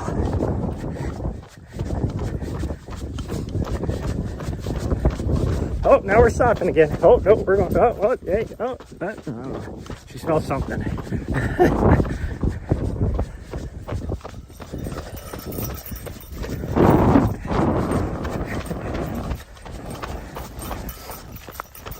Hey, I'm fun, sweet girl. Like, don't talk to me.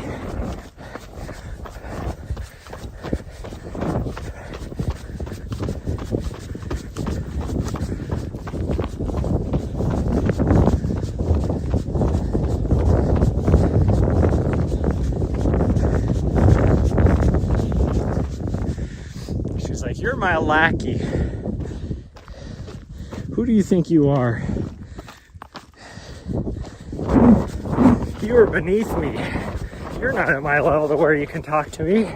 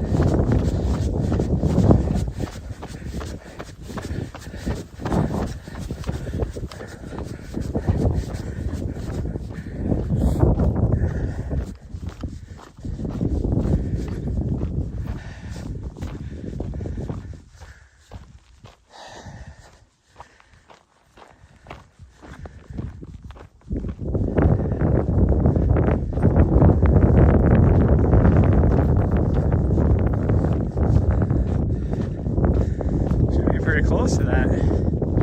On mine, I think it's right up here. Oh, she hears something. Sounds like it's chirping. I think it's like, it sounds like a rock marmot almost, but marmot's out here. There's like some sort of chipmunk or something, maybe.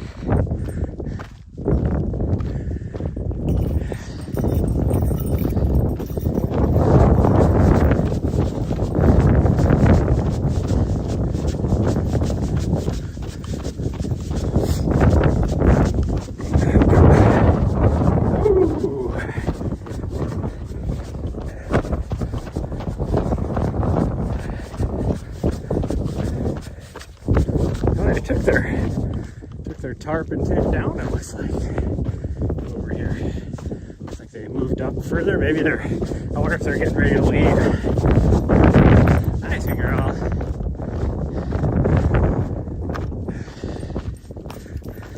It's kind of funny because a lot of their gear, they just leave,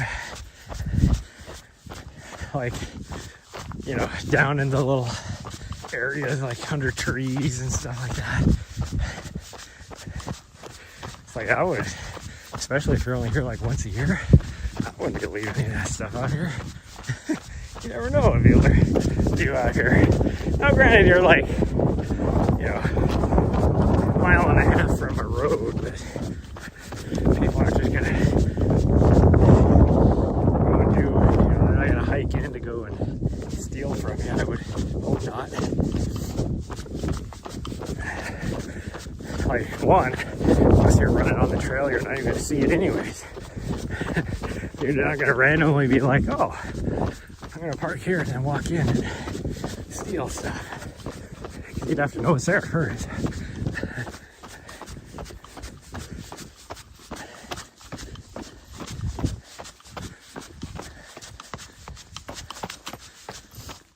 What are you doing? Let's go.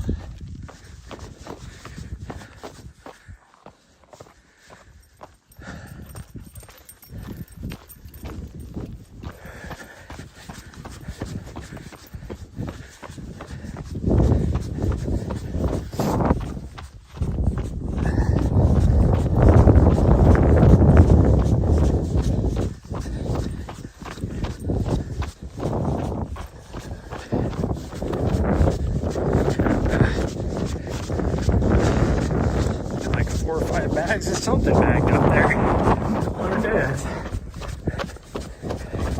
Doesn't look like what you use for gold. Unless they're, I don't know, maybe it is what they use. I wouldn't think there'd be that much gold. Gosh dang, that'd be like, if that was gold that he had bagged up, that'd be like freaking $1 million worth of gold right there.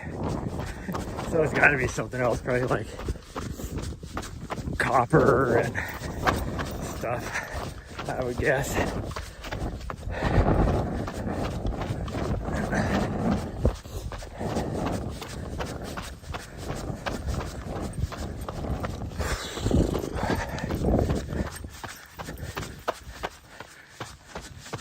Like, as big as that pouch was, or those bags were, I don't even know if you'd be able to carry that if it was gold. It'd be heavy. Like a freaking 100-pound bag of gold.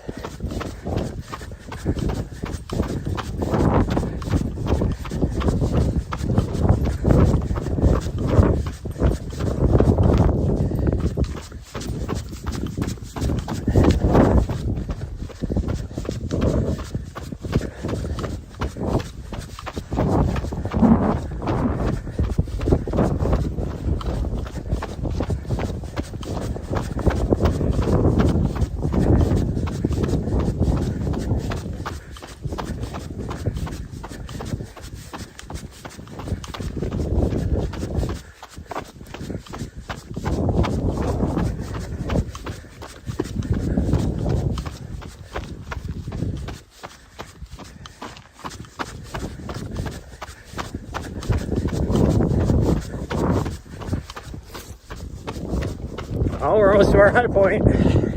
Almost there.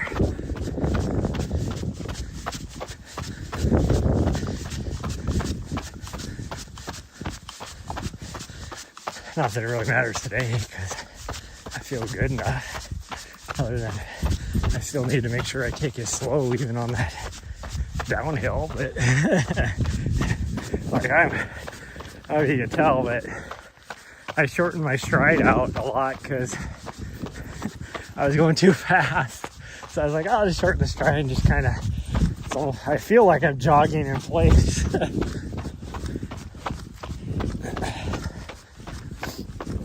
I looked down at my watch and uphill I was running a 9:36 pace. I was like, I don't need to do that uphill. So now I'm doing 11:30 right now. Right about what I want to be. Like, I'm okay doing maybe a 10-minute, 10 and a half downhill, but I'm gonna be working that hard uphill. So we'll just kind of bop along, a little shorter stride.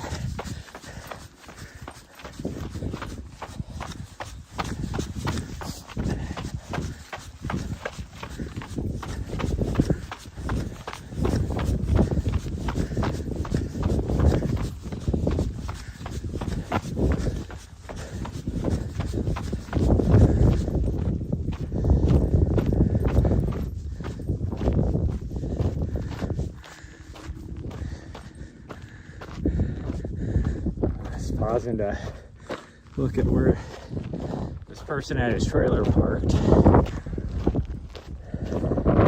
Now, I saw one of the vehicles drive down out of their big mine, their mining camp, I guess you should say. Their OHV looked like it was still up there.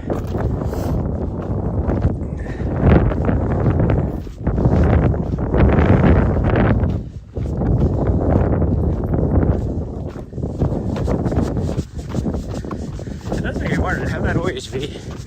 Like, guarantee it wasn't easy to get that utility trailer up where they're at. So why wouldn't you just park the utility trailer down there? Unless maybe after they unload it, that's what they use. Well, even if they use that to camp, you can camp right there. They say, you know, maybe they use it to sleep out of, but they can still sleep right there. You're talking only, you know, a third of a mile driving on with an OHV. And you could easily use their OHV to transport all their items that they unloaded out of the utility trailer. But I guess they want to bounce around a utility trailer up there. Like if it was one of those where they're going to be coming back, like that guy, it didn't sound like they only come up here once a year. This is the first time they've been up here. And they're not from around here either. But you would think, like if you're going to be up here more often, yeah, maybe drag the utility trailer up there and use it to store and lock everything so you're not having to drive back and forth with everything. And then just leave it there. You know, like if you're going to come up here every weekend or even once a month or something. But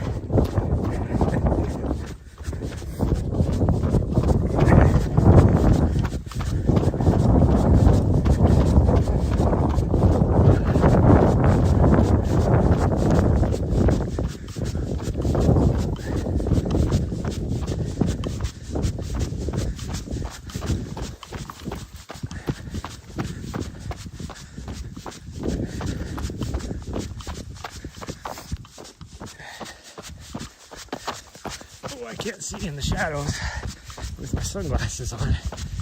This is where I'm going to trip and fall on something. Pick the feet up. That is where you just pick your feet up and hope for the best.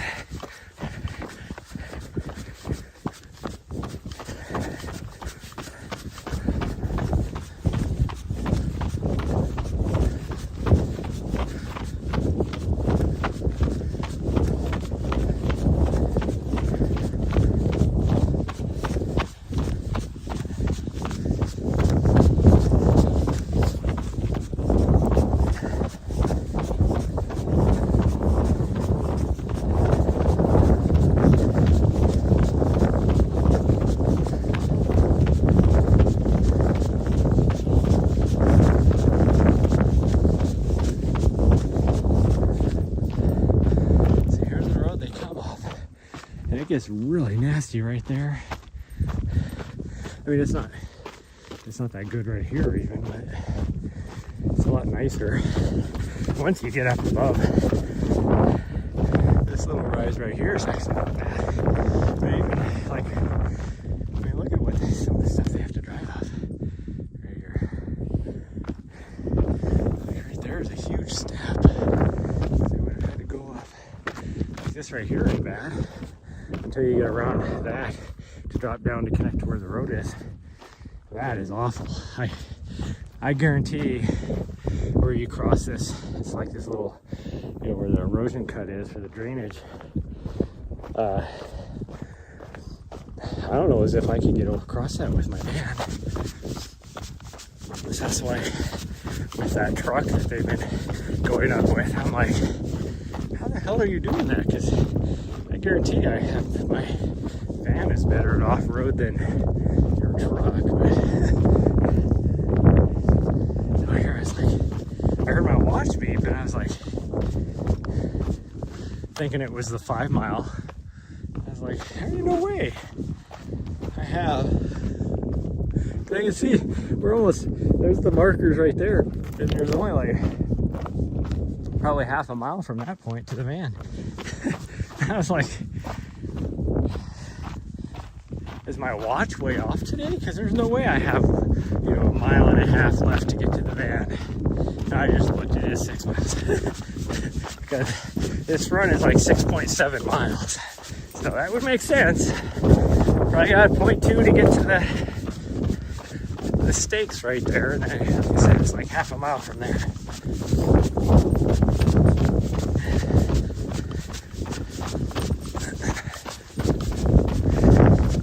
I was not expecting it to. I almost took a header.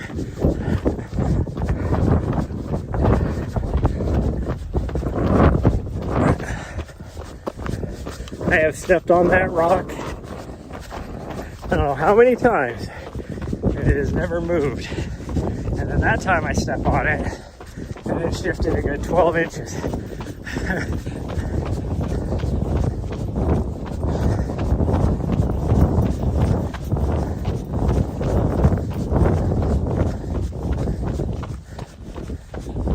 Somebody probably came through on mountain bikes yesterday and moved it a little bit when they went over it.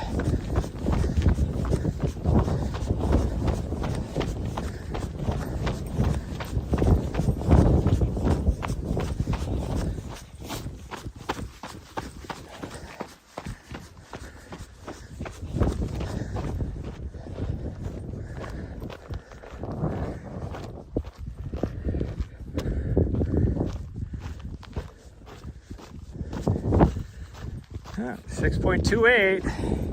That's what we're at right now. It's about 0.2 to there, to these stakes. So, I guess we have just a little under half a mile, I guess. 20 stakes to the van.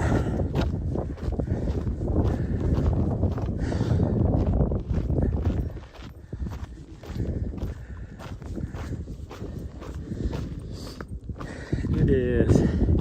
What is it? It's gonna be pretty early still. Yeah, 10 o'clock.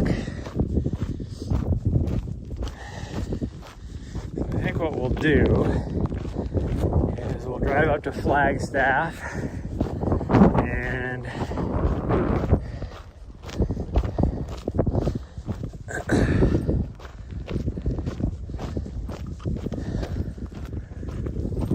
hit the store there, and then I need to see what gels I got in the mail and see if they have one. There's two gels I want to try, and I don't remember which ones I got. And so if they have the other gels at the other store, then I'll get some of that. Plus I need to get some more tailwind anyways. So if they have any of the recovery drinks, I want to get some of those. And, although I think I get a discount if I get straight from Tailwind. Because I'd rather, instead of buying the individuals, it's usually cheaper to get like the big thing. I'll still want some of the individuals just because they travel well when you're running.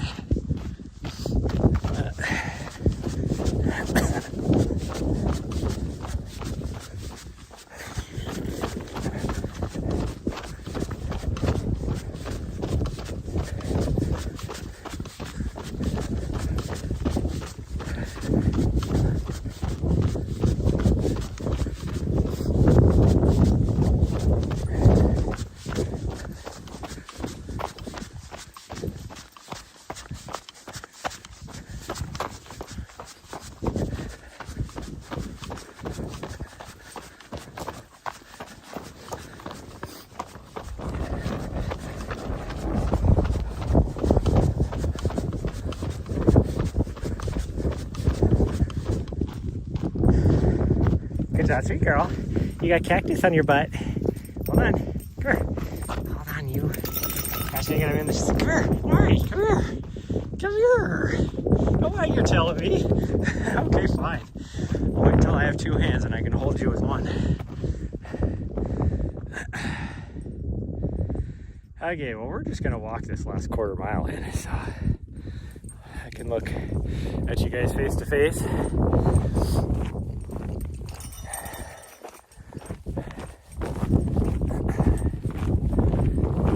Turd.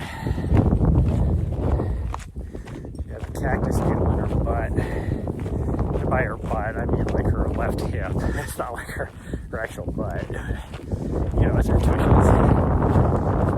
Tushies.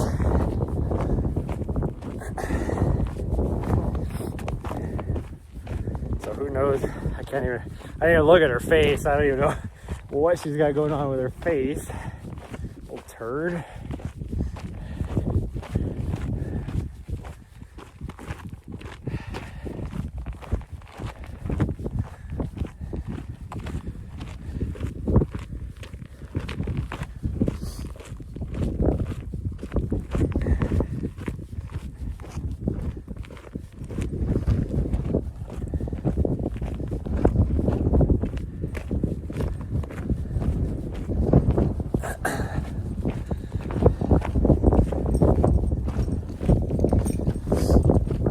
Okay, well, wherever we're going to be tomorrow morning, well, tonight really, but for tomorrow morning, we're still going to get a run in, but it'll probably be like I've been doing last week with the get ready with me's because there's zero signal where we plan on going. So I won't be able to live stream it.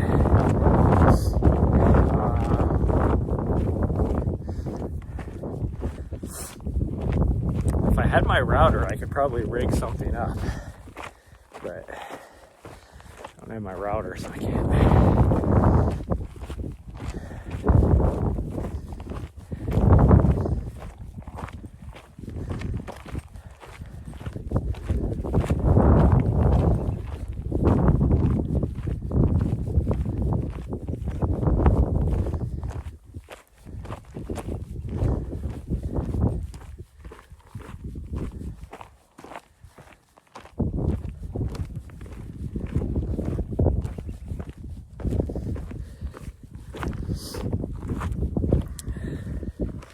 Trying to think of where I'm going to be after that,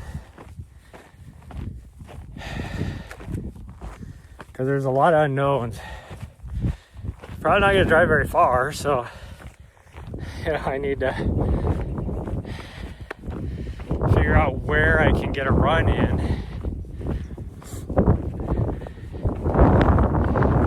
Like, realistically, could I make it all the way up to Montana? Yes, but it would be a long day because I won't be done with my run until, you know, late morning around noon, and from where I'm going to be is easily 11 or 12 hours of driving. So I would rather just drive, you know, another 5 hours or so that I can get another run in and then just have another 5 hours of driving after that. Plus, I'm going to lose an hour anyways, because I'll still be in Arizona, so I'll still be Pacific time tomorrow morning. And as soon as I cross into Utah, which is 20 miles north of where I'm going to be at, unless I decide to go to that campground, then I'm right on the border. Like 2 miles north of where I'm going to be at. But this is still like damp and muddy. That's kind of weird. Although it didn't get really warm yesterday. Today is supposed to be warm. Like the next 3 or 4 days is supposed to be hot.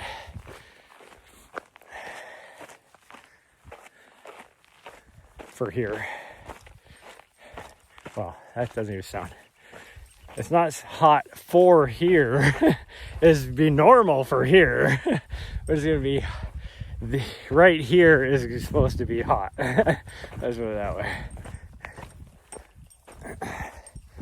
Although it would be kind of nice to just stay an extra day. I don't know. I don't know what to do. We'll see. I do have some stuff I have to get done. I have to do my USATF safe sport recertification so that I can coach kids if I want to, which I think would be fun. It's just the way my lifestyle is right now, I wouldn't be able to do it. But I think like being like a high school like track cross country coach would be such an awesome thing. It'd be super rewarding, I think. But I don't know. I don't know. I really want to move to a Caribbean island.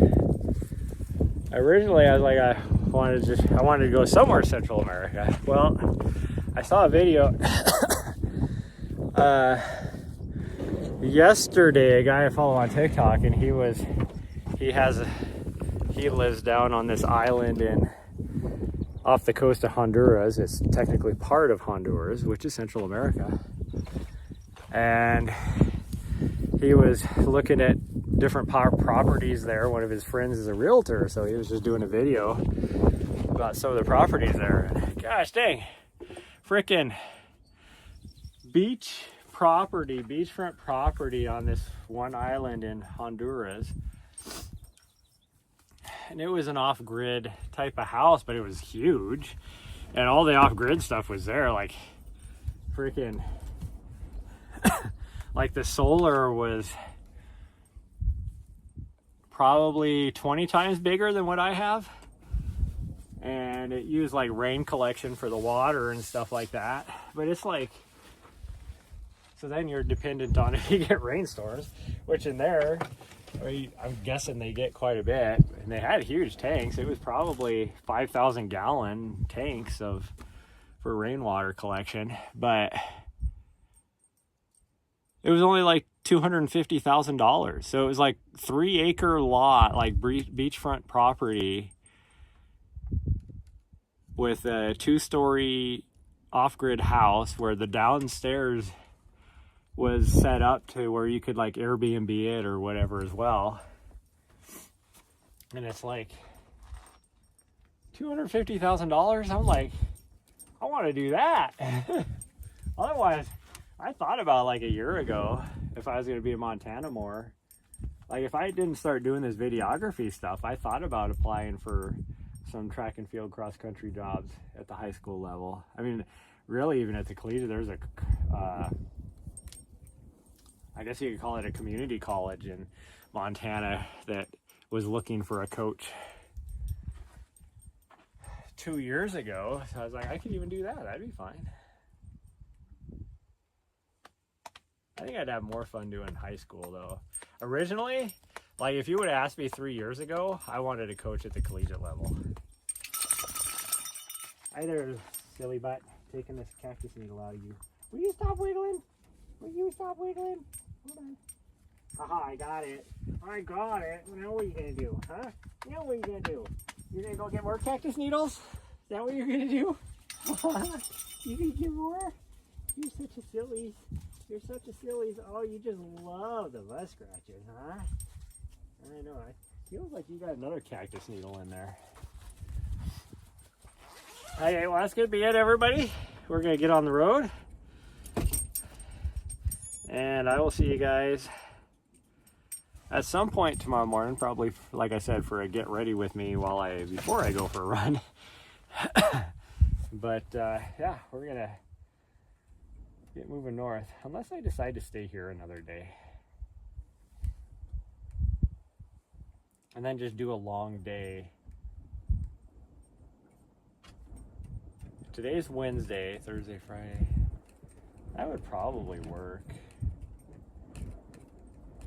Yeah, we might. I'm going to check the weather. I might stay here one more day. If that's the case, I'll see you guys tonight, because she's going to have to do something. And then I'll see you guys tomorrow morning. But yeah, I don't know. That's probably actually what I'm going to do, because I got some stuff I really want to get done today. I don't want to be traveling. But bye, everyone. I'll see you guys next time. whenever